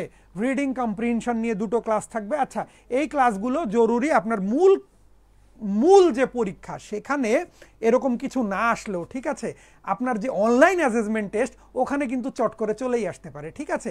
2টা সেন্টেন্স দিয়ে বললো যে এটার কি ট্রান্সলেশনটা লেখেন, ওটা আপনাকে হয়তো টাইপ করতে হইতে পারে, এরকম ঘটনা আপনার সাথে ঘটতেই পারে। ওকে, এই জন্য আমরা, আপনি যেন অনলাইন অ্যাসেসমেন্ট টেস্টেও ভালো করেন, এইভাবে করেই আমরা কোর্সটা সাজিয়েছি। হ্যাঁ, ইংলিশের ক্ষেত্রে দেখেন কম্প্রিহেনশনের উপরে ক্লাস আছে, এরপরে হচ্ছে গিয়ে প্রিসিজ রাইটিংয়ের উপরে ক্লাস আছে, bank and banking related important যে ফোকাস রাইটিংগুলো আছে সেগুলো নিয়ে ক্লাস হবে। যিনি ফোকাস রাইটিংয়ের কথা বলেছিলেন, ফোকাস রাইটিংয়ের উপরে আমরা ওইদিকে 1টা, এইদিকে 2টা, 3টা, 4টার মতো ক্লাস রেখেছি। এরপরে হচ্ছে গিয়ে আর্গুমেন্টেটিভ রাইটিংয়ের উপর ক্লাস রেখেছি, এবং কি বিজনেস লেটারগুলো নিয়ে একটা ছোট্টখাটো ডিসকাশন রেখেছি। ওকে, আপনার ইংলিশ ভালো করার জন্য আমি আবারও বলছি, আপনাকে কোনো চিন্তা করতে হবে না, কোশ্চেনের সোর্সগুলো তো ওগুলোই আছে, Pearson English, official GMAT, GRE, এখান থেকেই তো কোশ্চেন আসে, এত টেনশন করতে হবে না ভাই। টার্নিং পয়েন্টের দেওয়া ওই 8টা লেকচার শিট পড়বেন, যেহেতু ম্যাক্সিমাম কোশ্চেন করে বিআইবিএ এবং আইবিএ, বিআইবিএম এবং আইবিএ, ইনশাল্লাহ আমাদের কোশ্চেনগুলো থেকে কমন পাবেন, এটা নিয়ে টেনশন করার কিচ্ছু নাই। আচ্ছা, এরপরে হচ্ছে গিয়ে আপনি যদি ফোকাস রাইটিংয়ে ভালো করতে চান, ট্রান্সলেশনে ভালো করতে চান, এবং ভোকাবুলারি একটাকে বিল্ড আপকে আপনি হেল্প করতে চান, আপনি যান, আমি এখানে শুধু বাংলাদেশ ব্যাংকের কথা লিখেছি, আপনি একটু মিউচুয়াল ট্রাস্টের ওয়েবসাইটে ঢোকেন, সিটি ব্যাংকের ওয়েবসাইটে দেখেন ওদের কিছু স্ট্র্যাটেজিক প্ল্যান আছে, কিছু হচ্ছে গিয়ে কি আছে, রিপোর্ট আছে, এই রিপোর্টগুলো পড়েন। এই রিপোর্টগুলো যখন পড়তে যাবেন দেখবেন আপনার ট্রান্সলেশনের স্কিলটা ডেভেলপ হয়ে গেছে, ঠিক আছে। কেন? রিপোর্টগুলো থাকবে ইংলিশে, আর আপনার কি করতে হবে, আপনার বাংলা করে নিতে হবে, ঠিক আছে। এরপরে কি হচ্ছে, আপনি একটু বাজেট রিলেটেড জিনিসপত্র পড়ালেখা করেন, ঠিক আছে, জনশুমারি নিয়ে পড়ালেখা করেন, দেখবেন আপনার জ্ঞান বাড়বে। এখানে আপনার ফোকাস রাইটিং লেখার কিছু ডেটা অটোমেটিক ম্যাটেরিয়াল পেয়ে যাচ্ছেন, সাথে সাথে কি আপনি হচ্ছে গিয়ে কিছু শব্দ, আপনি নতুন নতুন কিছু শব্দ ইনক্লুড করছেন। তো এই জিনিসগুলো পড়লে, ওই যে বললাম যে সিটি ব্যাংকের একটা রিপোর্ট পড়েন না, সিটি ব্যাংকের রিপোর্ট পড়লে কি হবে, আপনি ফোকাস রাইটিংয়ে কিছু আপনার রসদ পাবেন, রসদ বলতে মানে আপনার ফোকাস রাইটিংয়ে আপনি কিছু হেল্প পাবেন। এরপরে হচ্ছে গিয়ে কি আপনি ভোকাবুলারি স্ট্রং হবে, আপনার ট্রান্সলেশন করার ইয়েটা বাড়বে, ঠিক আছে। এরপরে সাইফুল একটু আগে বলেছিল, ঠিক আছে, যে জেনারেল নলেজের রিসেন্ট বিষয় আসে, ফোকাস রাইটিংয়েও রিসেন্ট বিষয় আসে, এজন্য পত্রিকা পড়া একটু জরুরি। আপনি বিজনেস স্ট্যান্ডার্ড পড়তে পারেন, ফাইন্যান্সিয়াল এক্সপ্রেস পড়তে পারেন, ডেইলি স্টার পড়তে পারেন, প্রথম আলো, বণিক বার্তা। এরপরে কি হচ্ছে, আপনি মোহিত সম্পাদকীয় নামের একটা বই পাওয়া যায়, এই বইটা খুবই সুন্দর, আমার কাছে ভালো লাগে। ট্রান্সলেশন, ভোকাবুলারি এবং ফোকাস রাইটিং রিসেন্ট ইস্যুগুলোর জন্য এটা পড়তে পারেন। এই বইটা মূলত প্রত্যেকটা পত্রিকার, নাম করা পত্রিকার সম্পাদকীয়গুলো নিয়ে ডিল করে, ঠিক আছে। দেখা যায় যে প্রথম আলোর একটা সম্পাদকীয় তুলে সেটাকে ইংলিশ করেছে, ডেইলি স্টারের একটা সম্পাদকীয় তুলে বাংলা করেছে। তো এরকম এই জিনিসগুলো পড়লে আপনারা একটু হেল্প পাবেন। যারা জিজ্ঞাসা করেন যে কোত্থেকে পড়বো, তাদের জন্য আইসিটি এবং জেনারেল নলেজের উপরে ক্লাস দেওয়া হয়েছে। শুধু আমরা এখানে ফোকাস করব 2টাই, ব্যাংক আর ব্যাংকিং রিলেটেড ইস্যু, এবং কি যেমন সাইফুল বলল যে আপনি এটা ব্যাংকে পরীক্ষা দিতে যাচ্ছেন, আপনার হচ্ছে গিয়ে সিটি ব্যাংকের ওই প্রোডাক্টটার নাম জানেন না, সিটি ব্যাংকের অ্যাপসের নাম জানেন না, এগুলো জানতে হবে। তো এই রিলেটেড কিছু জিনিস এখানে আলোচনা হবে, এবং কন্টেম্পোরারি ইস্যু নিয়ে আলোচনা হবে। আইসিটির 2টো ফান্ডামেন্টাল ক্লাস হবে। ওকে, এখন আমি দেখেন, আপনি হচ্ছে গিয়ে জিকেতে ভালো করার জন্য প্রাইভেট ব্যাংকে ভাই আপনি কোশ্চেন অ্যানালাইসিস করলে দেখবেন ওই সময় তৎকালীন কি শুধু সাম্প্রতিক যে প্রশ্নগুলো এগুলোই বেশি আসে। আপনি রেগুলার পত্রিকা পড়েন, রেগুলার তথ্য টুকে রাখেন, দেখবেন আপনার একটা নোট খাতা হয়ে গেছে, যেটা প্রাইভেট ব্যাংকের জন্য ইনাফ। কি সাইবুল, ঠিক বলছি কিনা? ঠিক আছে, রেগুলার পত্রিকা পড়ে রেগুলার টুকে রাখলে যথেষ্ট। হ্যাঁ, এর থেকে বেশি কিছু লাগে না। ওকে, আইসিটিতে দেখেন আমরা তো লেকচার শিট দিয়ে দেবো, তারপর একটা গুড সোর্স বলে দেই, mcqsets.com আছে। এটার ফান্ডামেন্টাল কোশ্চেনগুলো যদি পড়েন আইসিটি কমন পড়ে যাবে, এর বাইরে না পড়লেও চলবে। ঠিক আছে, শুধু এটার ফান্ডামেন্টাল কোশ্চেনগুলো। ঠিক আছে, এখানে অনেকগুলো ফাইল আছে, আর আমরা ক্লাসে তো বলেই দেবো। ঠিক আছে, শুধু ফান্ডামেন্টাল অংশটা পড়লেই হয়ে যাবে। আর আমরা শিট দুইটা যে শিট দেবো, এই দুইটাতেই মোটামুটি ইনশাল্লাহ কভার করে যাবে যে ফান্ডামেন্টাল কোশ্চেনগুলো আসে। ওকে, ঠিক আছে। কোশ্চেন সোর্স এইটা, এই যে আমি তো বলেই দিছি, আমাদের এই যে এত কিছু পড়ার দরকার নেই, আমি এগুলো সব নিয়ে আলোচনা করছি। আপনি শুধু এটার ফিল্টার্ড কপি আমাদের লেকচার শিটগুলো পড়বেন, শুধু আমাদের লেকচার শিটগুলো পড়বেন, তাতেই হবে, আর কিচ্ছু লাগবে না, তাতেই হবে, আর কিছু লাগবে না। ঠিক আছে, আপনার আমাদের সাথে কেন থাকবেন? আমাদের সাথে থাকার একটাই কথা হচ্ছে, ভাই আমাদের সার্ভিস নিয়ে আমরা কোনো নেগোশিয়েট করব না। আমাদের ফ্যাকাল্টি মেম্বাররা অনেক বেশি এক্সপেরিয়েন্সড এবং আপনার হচ্ছে কোয়ালিফাইড ফ্যাকাল্টি মেম্বার থাকবেন, এবং যারা এই লাইনগুলো পার করে আসছেন, যারা এই বিভিন্ন প্রাইভেট ব্যাংকে চাকরি করছেন বা করে আসছেন, অথবা এই পরীক্ষাগুলোকে কোয়ালিফাই করেছেন।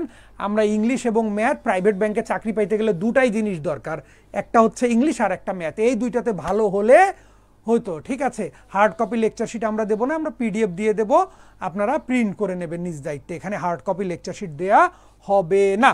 ওকে, সো আপনার চাকরি পাওয়ার জন্য দুটো জিনিস দরকার, আপনি ম্যাথ আর ইংলিশ। আমাদের টোটাল 50টা ক্লাসের মধ্যে কয়টা ক্লাস? 37টা ক্লাসই দিয়ে দিছি আমি ম্যাথ আর ইংলিশে।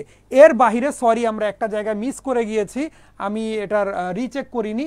অ্যানালাইটিক্যাল অ্যাবিলিটির উপরে চমৎকার 5টা ক্লাস থাকবে। হ্যাঁ, মোর দেন ইনাফ, 5টা ক্লাস থাকবে। এই 5টা ক্লাসে আমরা critical reasoning, puzzle, data sufficiency সব কিছু আলোচনা করব।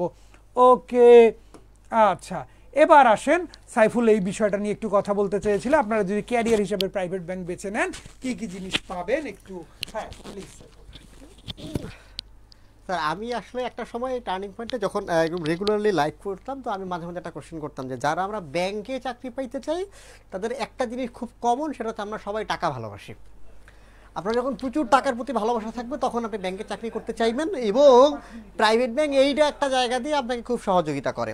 ব্যাপার হচ্ছে কি, একটা জিনিস মাথায় রাখেন, সেটা হচ্ছে বাংলাদেশের একমাত্র চাকরি, লিগ্যাল ওয়েতে একমাত্র চাকরি, যে চাকরি করে নিজের টাকায় বাড়ি বানানো যায়, আর সেটা হচ্ছে প্রাইভেট ব্যাংক।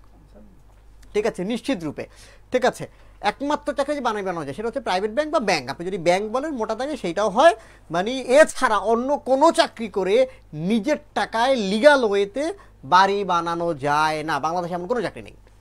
আচ্ছা, এরপরে আসেন, পরের ব্যাপারটা হচ্ছে এইটা, সেটা হচ্ছে প্রাইভেট ব্যাংকের আসলে প্যাকেজটা কেমন। দেখেন, প্রাইভেট ব্যাংকের প্যাকেজটা হচ্ছে বাংলাদেশের প্রাইভেট সেক্টরে বা গভর্নমেন্ট সেক্টরে, যে সেক্টরই বলেন, সব সময় সর্বোচ্চ স্যালারিটা দেয় যারা, ক্যাশ ইনসেন্টিভ যারা দেয়, সেইটাই হচ্ছে প্রাইভেট ব্যাংক।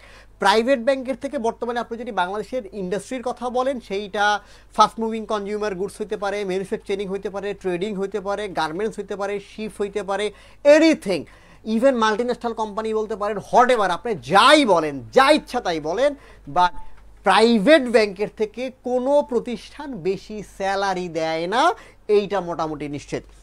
বাংলাদেশের যে এখন পর্যন্ত প্রাইভেট ব্যাংকের যে এন্ট্রি লেভেলের স্যালারিটা শুরু হয় হচ্ছে 39,000 টাকা থেকে। আমি কিন্তু গ্রোস স্যালারির কথা বলতেছি।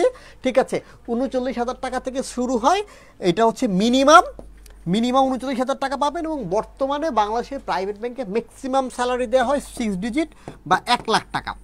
মানে একদম ফ্রেশার, যার একদিনেরও জব এক্সপিরিয়েন্স নাই, শুধুমাত্র অনার্স মাস্টার্সের সার্কুলার আছে, এমন লোককেও প্রাইভেট ব্যাংক 1 লাখ টাকা স্যালারি দেয়, একদম ফ্রেশার তারেও দেয়।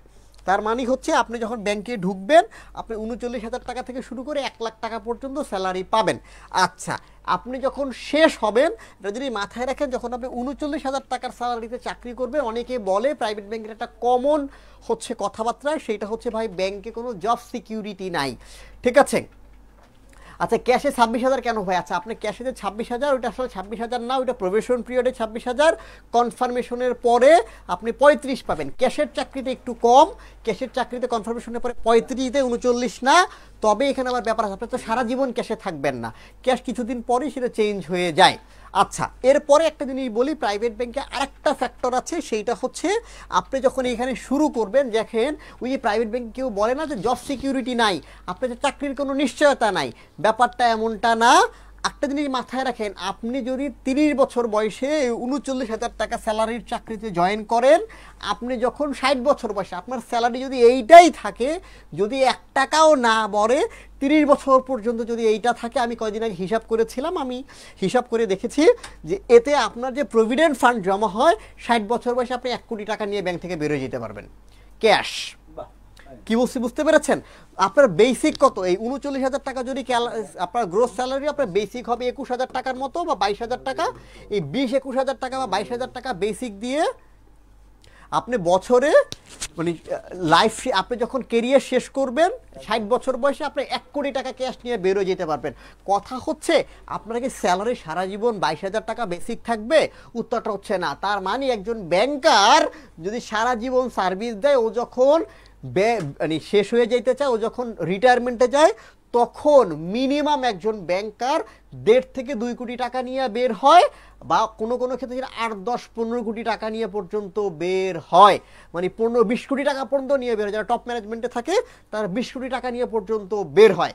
তার মানে হচ্ছে, তাহলে আপনি চিন্তা করেন আপনার লাইফ সেটেলটা 60 বছর বয়সে, আমরা যারা বলি আমরা প্রভিডেন্ট ফান্ড পাইতেছি, আমার লাইফ শেষে আমি যখন রিটায়ারমেন্টে যাব তখন অনেকগুলো টাকা দিবে, আপনার অন্য কোনো চাকরি আসলে এই পরিমাণ টাকা দিবে কি না সেইটা একটা মাথায় রাখতে হবে।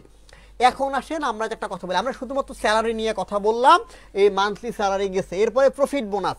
প্রাইভেট ব্যাংকে ম্যাক্সিমাম প্রাইভেট ব্যাংকে বা যে প্রাইভেট ব্যাংকগুলো একটু ভালো তারা প্রফিট বোনাস দেয়। আচ্ছা প্রাইভেট ব্যাংকে জয়েন করলে কি ব্যাংকিং ডিপ্লোমা দিতে হবে আলাদা করে? প্রত্যেকটা ব্যাংকে, সেটা প্রাইভেট ব্যাংক আর গভর্নমেন্ট ব্যাংক না, ইভেন আপনি বাংলাদেশ ব্যাংকেও জয়েন করলে আপনাকে ডিপ্লোমা পরীক্ষা দিতে হবে ফর গেটিং প্রমোশন। প্রমোশন পাইতে হলে ব্যাংকিং ডিপ্লোমা দিতে হবে, এটা সবার জন্য ফরজ। ঠিক আছে, এটা নির্দিষ্ট পরিমাণ প্রমোশন আপনি এমনি পাবেন, এরপরে প্রমোশন পাইতে হলে আপনি ব্যাংকিং ডিপ্লোমা দিতে হবে, সেটা যে ব্যাংকে চাকরি করেন, সেটা প্রাইভেট গভর্নমেন্ট হোয়াটএভার যাই হোক দিতে হবে, ওটা চিন্তা আলাদা। আচ্ছা এরপর আসেন প্রফিট বোনাস। যে সকল ব্যাংকগুলো ভালো, দেশের ভাই 60টার মতো ব্যাংক, 10-15টা ব্যাংকের অবস্থা খারাপ, বাদ বাকি 30টা ব্যাংক 40টা ব্যাংকের অবস্থা যথেষ্ট ভালো, এবং অ্যাটলিস্ট 30টা ব্যাংক বছরে প্রফিট বোনাস দেয়, 2টা 4টা 5টা করে অনেক ব্যাংকগুলো দেয়, ইভেন কোনো কোনো ব্যাংকে যারা বছরে 60টা বোনাস দেয়। তার মানে স্যালারি অটোমেটিকলি ডাবল হয়ে যায়। প্রফিট বোনাস পাবেন বেসড অন ইউর পারফরমেন্স, 2টা থেকে 7টা বোনাস পাবেন, ফেস্টিভ্যাল বোনাস, 2 ঈদে 2টা বোনাস পাবেন, সেই সাথে যখন বৈশাখী মাস আসবে বৈশাখ মাসে একটা ভাতা পাবেন। আচ্ছা শর্ট লিস্টেড হওয়ার ওয়ে বলে দিয়েছি আগে, হাবিবা এই কোশ্চেনটা আগেও করেছেন, এই উত্তরটা দিয়ে দিয়েছি শুরুর দিকে। আচ্ছা এরপরে আসেন রিক্রিয়েশন। প্রত্যেকটা প্রাইভেট ব্যাংকগুলোতে একটা রিক্রিয়েশন বোনাস থাকে, মানে প্রতি বছরে আপনাকে 15 দিন, মানে ঈদ পূজা এই সকল সরকারি ছুটি বাদে আলাদা ব্যাংক ভেদে 10 থেকে 15 দিন আপনি হচ্ছে ছুটি পাবেন। ঠিক আছে, প্রতি বছর ছুটি পাবেন, এবং এই ছুটিটা ম্যান্ডেটরি লিভ বলা হয়, এবং সেই ছুটির সময়ও আপনাকে একটা আলাদা বোনাস দেয়া হবে, যাতে আপনি ছুটিটা ঠিকঠাক মতো কাটাইতে পারেন। এছাড়া প্রভিডেন্ট ফান্ডের কথা তো বললাম, আপনি যে পোস্টে আছেন ব্যাংকের সব থেকে লোয়ার পোস্টে জয়েন করলেও মিনিমাম 1 কোটি টাকা নিয়ে ব্যাংক থেকে বের হওয়া যায় প্রভিডেন্ট ফান্ড। গ্র্যাচুইটির কথা আছে, আপনার যদি ইভেন বলা হয় ব্যাংকের পলিসি অনুযায়ী, ম্যাক্সিমাম প্রাইভেট ব্যাংকের পলিসিটা এইরকম, কোনো ব্যাংকারের যদি অ্যাক্সিডেন্টাল ডেথ হয়, কি বললাম, কোনো ব্যাংকারের যদি অ্যাক্সিডেন্টাল ডেথ হয়, তাহলে তার যে ইন্স্যুরেন্স কভারেজ থাকে সে 75টা বেসিক পায় তার ফ্যামিলি মেম্বার। কি বললাম, 75টা বেসিক পায়। প্রভিডেন্ট ফান্ড গ্র্যাচুইটি তো আলাদা, এটা ইন্স্যুরেন্স। একটা জিনিস বলে রাখি, একজন ব্যাংকারের সাথে ইন্স্যুরেন্সে কারা কারা থাকে, ইউজুয়ালি একজন ব্যাংকারের সাথে ইন্স্যুরেন্সে তার স্পাউস থাকে, মানে আপনি নারী হইলে আপনার হাজবেন্ড, আপনি পুরুষ হইলে আপনার ওয়াইফ, তারা আপনার ইন্স্যুরেন্স কভারেজে থাকবে, আপনার ছেলে মেয়ে 2টা বাচ্চা পর্যন্ত ইন্স্যুরেন্স কভারেজে থাকবে। ইন্স্যুরেন্স কভারেজ এটা হচ্ছে ম্যান্ডেটরি, থাকবেই। এর বাইরে চাইলে আপনি আপনার বাবা মাকেও ইন্স্যুরেন্স কভারেজের আন্ডারে আনতে পারেন, এবং এই ইন্স্যুরেন্সটা হবে আপনার মেডিকেল ইন্স্যুরেন্স, মানে এই যে আপনার মানে নিজের স্ত্রী সন্তান যে আছেন এদের প্রত্যেকের ফুল ট্রিটমেন্টের খরচ, মেডিকেল খরচ ব্যাংক বিয়ার করবে, কোনো খরচ 1 টাকাও বাইরে থেকে দেয়া লাগে না। ঠিক আছে, তার মানে আপনার এবং সেটা যত রকমের, আপনার যদি খুব সিভিয়ার লেভেল ক্যান্সার টাইপেরও যদি রোগ হয় সেইটারও একটা সিগনিফিকেন্ট কস্ট ব্যাংক থেকে দেয়। তার মানে আপনার হেলথ ইন্স্যুরেন্সটা ব্যাংকের থাকে, কোনো রকম অ্যাক্সিডেন্টাল ডেথ হইলে সেইটার জন্য ফ্যামিলি মেম্বারকে কি বললাম 70 থেকে 75টা বেসিক দেয়। ঠিক আছে, 75টা বেসিক, মানে আপনার যদি মনে করেন যদি আপনার স্যালারি 20,000 টাকা বেসিক হয়, এর 75 টাইমস, তাহলে গুণ করেন কি পরিমাণে অ্যামাউন্ট হয়। কিন্তু ব্যাংকের বেসিক তো সারা জীবনে এটা থাকে না। এছাড়া আসেন হোম লোন, প্রত্যেকটা প্রাইভেট ব্যাংক তার নিজস্ব যে পার্মানেন্ট এমপ্লয়ি থাকে 3 বছর থেকে 5 বছর পরে ব্যাংকের উপরে ভেরি করে। আপনি যখন ব্যাংকে 3 থেকে 5 বছর পর্যন্ত ব্যাংকে থাকবেন তখন আপনি ব্যাংক থেকে হোম লোন পাবেন, এবং সেই ডেফিনেটলি সেই হোম লোনটা হবে লোয়ার রেটে, ব্যাংক রেটে। বর্তমানে হোম লোনটা হচ্ছে আপনার ব্যাংক ভেদে 4% থেকে 9% পর্যন্ত ভেরি করে। মানে আপনি যদি অন্য কোনো ব্যাংক থেকে হোম লোন নিতে চান আপনাকে রেট থাকবে 14%, 15% রেট, আর নিজের ব্যাংক থেকে নেবেন 8-9% রেটে নিতে পারবেন, এবং স্যালারি থেকে ইচ্ছা মতো কেটে নেবে, কোনো দলিল দস্তাবেজের কোনো কাহিনী নাই। হোম লোনটাও প্রায় 1-1.5 কোটি টাকা 2 কোটি টাকা পর্যন্ত হোম লোনও প্রাইভেট ব্যাংক দেয়। তার মানে হচ্ছে কোনো ব্যাপার না। আমরা অনেক গভর্নমেন্ট ব্যাংকের কথা বলি যে ভাই গভর্নমেন্ট ব্যাংকে তো হোম লোন দেয় 1 কোটি টাকা 5 বছর পরে। আপনার কি মনে হয় প্রাইভেট ব্যাংক দেয় না? প্রাইভেট ব্যাংকও দেয়। প্রাইভেট ব্যাংক 5 বছর পরে না, আপনার কনফার্মেশনের সাথে সাথে আপনি লোন নিতে পারবেন, আপনি আপনার মতো পার্সোনাল লোন নিতে পারবেন, আপনার নিজের ব্যাংক থেকে লোয়ার রেটে নিতে পারবেন। কার লোন তো আপনি নিতেই পারবেন। তার থেকে গুরুত্বপূর্ণ কথা হচ্ছে কার লোন আপনি কেন নেবেন? যখন ব্যাংকে আপনার গাড়ি দিবে। ঠিক আছে, আপনি কার লোন কেন নেবেন? যখন ব্যাংক আপনাকে গাড়ি দিবে। ম্যাক্সিমাম প্রাইভেট ব্যাংক যখন আপনি টপ ম্যানেজমেন্টে থাকেন ব্যাংকের 3টা গাড়ি দেয়। ম্যাক্সিমাম প্রাইভেট ব্যাংক আপনাকে 3টা গাড়ি দেয় যদি আপনি টপ ম্যানেজমেন্টে যাইতে পারেন, বা এক্সিকিউটিভ হইলে আপনি গাড়ি পাবেন, বা অ্যাটলিস্ট প্রতি মাসে গাড়ি অ্যালাউন্সের জন্য, শুধুমাত্র গাড়ির তেল খরচের জন্য 50,000 টাকা দেয়। ম্যাক্সিমাম প্রাইভেট ব্যাংক এইটা দেয়। কি বললাম, গাড়ির তেল খরচের জন্য মাসে 50,000 টাকা অ্যালাউন্স দিবে, আর ড্রাইভারের বেতন আলাদা, আর গাড়িও আপনাকে ম্যাক্সিমাম প্রাইভেট ব্যাংক থেকে দেয়। তার মানে হচ্ছে কার লোন তো দেয়ই, কিন্তু কার লোন ম্যাক্সিমাম ক্ষেত্রেই নেয় না, কারণ ইউজুয়ালি কার লোন পাওয়ার আগেই ঠিক আছে আপনার গাড়ি হয়ে যায়। তার মানে প্রাইভেট ব্যাংক খুব কমন। এবং আপনি যখন একটা জিনিস বলে রাখি, এটা মাথায় রাখবেন, আপনি যখন শুরুতে ব্যাংকে ঢুকবেন, আপনি যদি বিশেষ করে ঢাকার দিকে থাকেন আপনার খুব কষ্ট লাগবে, দেখবেন আপনার ব্যাংকের ম্যাক্সিমাম লোক গাড়িতে আসে। ঠিক আছে, ম্যাক্সিমাম লোক গাড়িতে আসে এবং ম্যাক্সিমামের একাধিক গাড়ি থাকে। আমরা এখন যারা হচ্ছে ওই যে নতুন নতুন ব্র্যান্ডের মোবাইল চেঞ্জ করি, ব্যাংকাররা এরকম নতুন নতুন ব্র্যান্ডের গাড়ি চেঞ্জ করে। তো গাড়ি জিনিসটা ব্যাংকারদের সাথে খুব কমন, মোবাইলের মতো আর কি। এর বাইরে মেডিকেল অ্যালাউন্স তো বললাম, আপনাকে ইন্স্যুরেন্স কভারেজ থাকবে, ইন্স্যুরেন্স কভারেজে মেডিকেল অ্যালাউন্স পাবেন, হেলথ ইন্স্যুরেন্স পাবেন, লাইফ ইন্স্যুরেন্সও পাবেন, পেরোল কার্ড মানে হচ্ছে ম্যাক্সিমাম প্রাইভেট ব্যাংক, যেমন আমার প্রাইভেট ব্যাংকে আমাকে ফুড অ্যালাউন্স দেয়, কন্টেন্টস অ্যালাউন্স দেয়, মোবাইল বিল দেয়, এগুলো আলাদা আলাদা দেয়। জি, তার মানে এই জিনিসগুলো পাবেন, এই যে মোবাইল বিল পাবেন, ট্রান্সপোর্ট পাবেন, ফুড অ্যালাউন্স পাবেন, এই জিনিসগুলো আপনি ইজিলি পেয়ে যাবেন। ম্যাক্সিমাম প্রাইভেট ব্যাংক এই জিনিসগুলো দেয়। পোস্ট অনুযায়ী, ডেজিগনেশন অনুযায়ী ভেরি করে।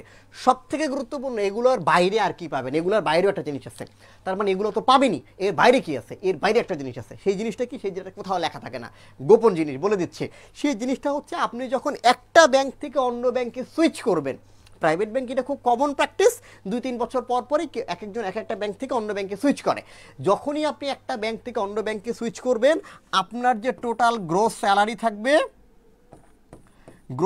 থাকবে তার থাকে 20% থেকে 30% পর্যন্ত, মানে 20% থেকে 30% পর্যন্ত আপনার কি হবে? ইনক্রিমেন্ট হবে। মানে এক ব্যাংক থেকে অন্য ব্যাংকে যখনই আপনি যাবেন তখনই আপনার 20% থেকে 30% পর্যন্ত ইনক্রিমেন্টে আপনি যাবেন। আচ্ছা, অপরচুনিটি পাওয়ার জন্য কি কি ডেজিগনেশন ভেরি করে? না, এই অপরচুনিটি পাওয়ার জন্য ডেজিগনেশন ম্যাটার করে। যে আপনি মনে করেন যখন এক্সিকিউটিভ হবেন তখন আপনি একটা গাড়ি পাবেন, যখন ভাইস প্রেসিডেন্ট হবেন বা যখন আপনি সিনিয়র ভাইস প্রেসিডেন্ট তখন 2টা গাড়ি পাবেন, যখন ডিএমডি হবেন তখন 3টা গাড়ি পাবেন। ইটস ডিপেন্ডস যে আপনি কোন লেভেলে আছেন। এখন সবাইকে তো 3টা করে গাড়ি দিবেন না, এটা ডিপেন্ড করে যে আপনি কোন লেভেলে জব করছেন, আপনার বেসিক কত, আপনার ডেজিগনেশন কি, এবং ডেজিগনেশন অনুযায়ী আপনার হচ্ছে এই অ্যালাউন্সগুলো ভেরি করে। এবং বাংলাদেশের এখন পর্যন্ত সর্বোচ্চ স্যালারি, আমি ব্যাংকের নামটা না বলি, সেই ব্যাংক মান্থলি প্রায় 27 লক্ষ টাকা স্যালারি দেয়।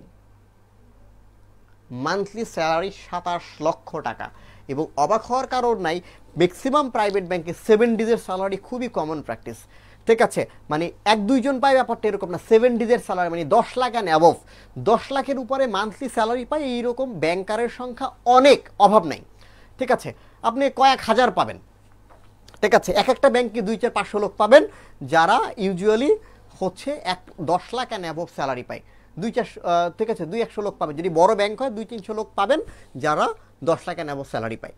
ঠিক আছে, যদিও এইটা কখনো মানে ডিসক্লোজ হয় না এবং একজনের স্যালারি আরেকজন কখনো শেয়ার করে না, তার মানে ডিটেলসটা জানা যায় না, বাট অ্যাজ পার ডেজিগনেশন বা অ্যাজ পার পলিসির আইডিয়া করা যায়। তার মানে একটা জিনিস চিন্তা করেন ভাই, আপনি কোন চাকরি করে মাসে 10 লাখ টাকা ইনকাম করবেন? এমন কোন চাকরি আছে ভাই দেশে? ঠিক আছে, আপনি এমন কোন জব আছে যেখানে জবে আপনি নিশ্চিত এই অ্যালাউন্সগুলো পাবেন এবং 2-3 বছর পর পরে যদি স্যালারি 20% থেকে 30% ইনক্রিমেন্ট হয়, আপনি 2-3 বার যদি জবটা চেঞ্জ করতে পারেন, সুইচ করেন, তাহলে প্রমোশন সাথে ইনক্রিমেন্ট দেখবেন 10 বছরের মাথায় স্যালারি ডাবলেরও বেশি হয়ে গেছে। ঠিক আছে, 10 বছরের মাথায় আপনার স্যালারি, মনে করেন আপনি 40,000 টাকায় ঢুকছেন, 10 বছরের মাথায় আপনার স্যালারি 1,20,000 টাকা বা তার কাছাকাছি চলে যাবে। আর তাছাড়া প্রতি বছরই তো আপনাকে ইনক্রিমেন্ট আছে, প্রত্যেক বছরের সাথে আপনাকে যেমন গভর্নমেন্ট জবগুলোতে 5% ইনক্রিমেন্ট দেয়, প্রাইভেট ব্যাঙ্কগুলোতে সেইটা 10% থেকে 12%, 14% পর্যন্ত ইনক্রিমেন্ট দেয়। 10 হচ্ছে মানে এটাও বেসড অন ইউর পারফরমেন্স আর বেসড অন ইউর কেপিআই, কি পারফরমেন্স ইন্ডিকেটর, আপনার যে টার্গেট থাকে, পারফরমেন্স থাকে, তার উপরে ভিত্তি করে আপনি 14% পর্যন্ত ইনক্রিমেন্টও পাবেন। তার মানে হচ্ছে স্যালারি নিয়ে আসলে ঝামেলা করতে হবে না, ব্যাংকারদের কাছে প্রচুর টাকা থাকে। এই ছিল মোটামুটি কেরিয়ার নিয়ে সোজা কথা, মোটা দাগে আমি একটা লাইন বলে শেষ করব। যদি মনে হয় যে ভাই জীবনে প্রচুর টাকার দরকার এবং আমার এমন টাকার দরকার যে টাকা দিয়ে আমি শপিং মলে গিয়ে দাম দেখতে হবে না, তাহলে আপনাকে ব্যাংকার হইতে হবে। একদম সহজ হিসাব, আপনি শপিং মলে যাবেন আর আপনার যেটা ভাল লাগছে আপনি নিয়ে আসছেন, আপনি দাম চেক করেন নাই, আপনি স্বপ্নতে গেছেন, আগরায় গেছেন বা প্রিন্স বাজারে গেছেন, একটা সুপার শপে গেছেন, আপনার প্রোডাক্টের প্রাইস কত আছে সেটা দেখা লাগে নাই। এই স্ট্যাটাস যদি আপনার ভিতর রাখতে হয় তাহলে আপনাকে ব্যাংকার হইতে হবে। অন্য কোনো চাকরি করে এটা পারবেন না। হালাল ইনকাম বা আপনি যদি লিগাল ইনকাম বলেন, লিগাল ইনকাম এটা সম্ভব না। এখন বাকি ব্যাপারগুলো নিয়ে একটু দাদা কথা বলবেন। দাদা ওকে, অনেকেই জানতে চাচ্ছেন যে আমাদের প্রাইভেট ব্যাংক ব্যতীত আমাদের গভর্নমেন্ট ব্যাংকের জন্য কোনো কোর্স আছে কিনা। অনেক, হ্যাঁ কম্বাইন্ড, ঠিক আছে, কম্বাইন্ড কোনো কোর্স আছে কিনা। তাহলে আমি একটা চমৎকার কোর্স করাই, ওইটাতে ইনশাল্লাহ আপনার এডি, গভর্নমেন্ট ব্যাংক, প্রাইভেট ব্যাংক সব কভার হবে। আর এই কোর্সটা মাথায় রাখতে হবে, এটা কিন্তু শুধু প্রাইভেট ব্যাংক, অন্য কিচ্ছু না, শুধু প্রাইভেট ব্যাংক। ঠিক আছে দাদা, প্লিজ। ওকে, তাহলে আমি যে আমাদের রেগুলার যে ব্যাচটা আছে কম্বাইন্ড যেটা, এটা সম্পর্কে জাস্ট একটু জানাই, অনেকে জানতে চাচ্ছেন। দেখেন আমাদের যে ব্যাচটা সেটা হচ্ছে, ওকে এই নোট কই ঋষি, এই দেখেন আমাদের যারা অফিসার, আমাদের এইখান থেকে যারা মোটামুটি প্রাইভেট ব্যাংকে চাকরি হয়েছে তাদের ছবিগুলো, যারা গভর্নমেন্ট ব্যাংকে চাকরি পাইছে এটা তো অনেক আছে, অসংখ্য আছে। হুম,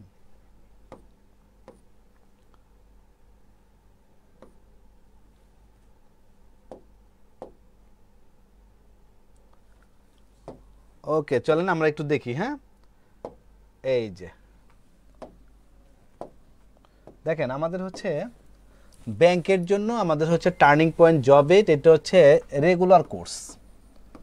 এটার নাম দিছি আমরা কি, রেগুলার কোর্স, সংক্ষিপ্ত লিখলাম রেগুলার কোর্স।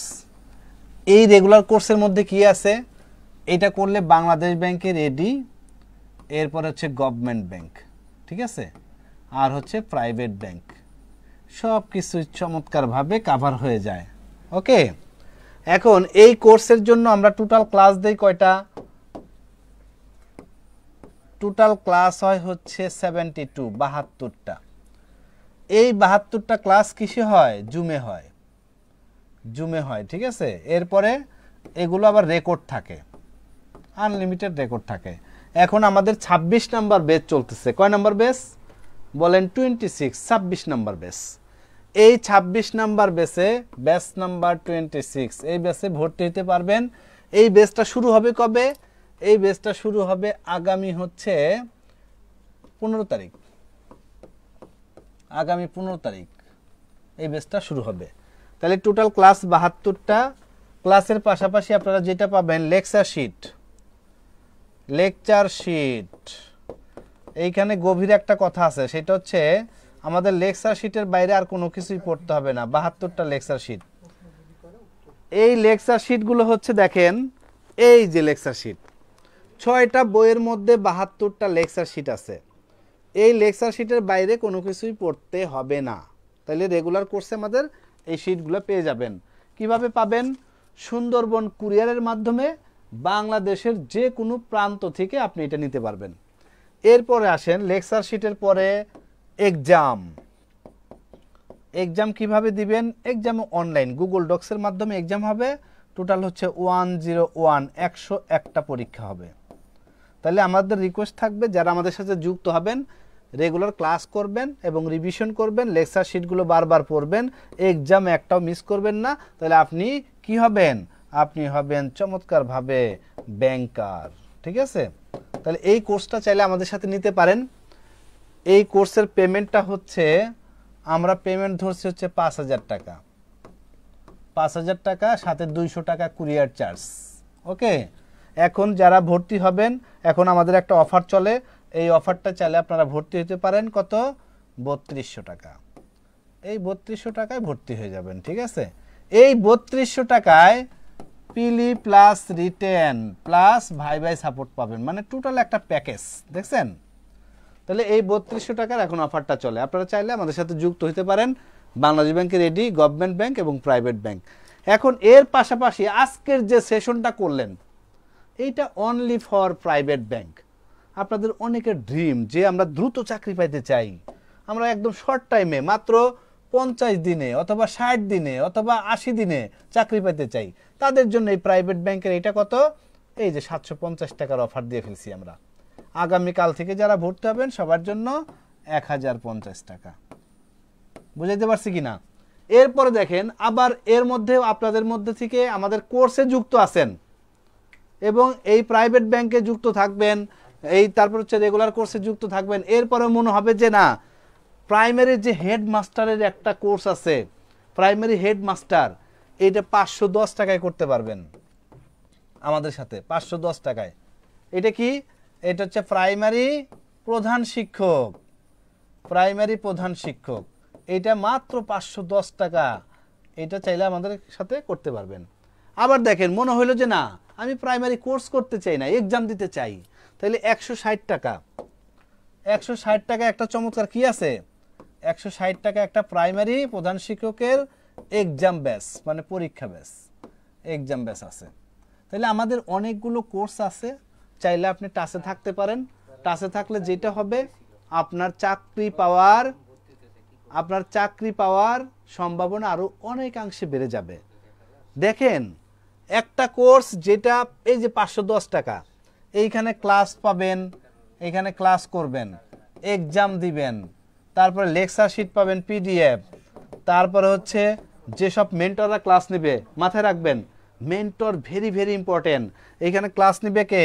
বলেন তারেক স্যার, এরপরে ক্লাস নেবে সুমন স্যার, এরপরে ক্লাস নেবে মিজান স্যার।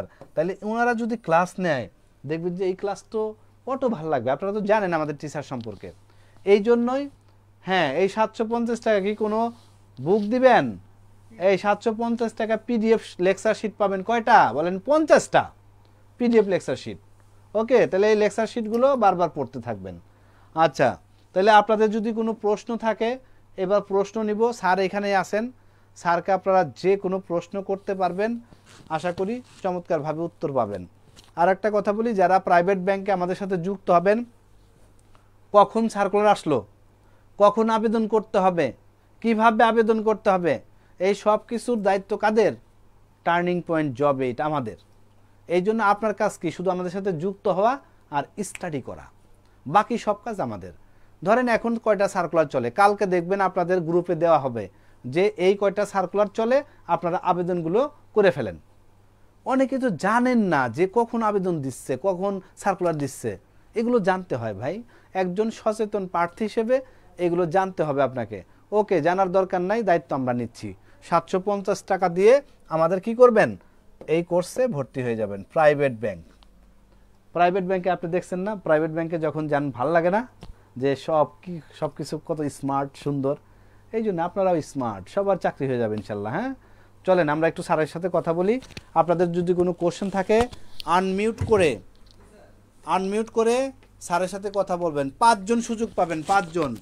5 জনের বেশি নিব না, ঠিক আছে? 5 জন। সপ্তাহে 3 দিন করে ক্লাস হবে। ভর্তি হওয়ার সিস্টেমটা দাদা বলে দিছে যে আপনার 750 টাকা বিকাশ অথবা নগদে পেমেন্ট করতে হবে। বিকাশ নাম্বারটা হচ্ছে 01896224200, তাই না? এটা হচ্ছে কি বিকাশ। আর নগদ কি? নগদ হচ্ছে 01896224201 নগদ। ঠিক আছে, ক্লাস সপ্তাহে 3 দিন থেকে 4 দিন হবে। আমরা দ্রুততম সময়ের মধ্যে কোর্সটা শেষ করে দেওয়ার চেষ্টা করব, দ্রুততম। হ্যাঁ, লাইভটা কেটে দাও। ফেসবুকে যারা আছেন তাদের কাছ থেকে বিদায় নিয়ে নিচ্ছি। যারা জুমে আছেন তাদের 2-3টা কোশ্চেনের অ্যান্সার দিয়ে আমরা কোর্সটা শেষ করে ফেলবো, ঠিক আছে?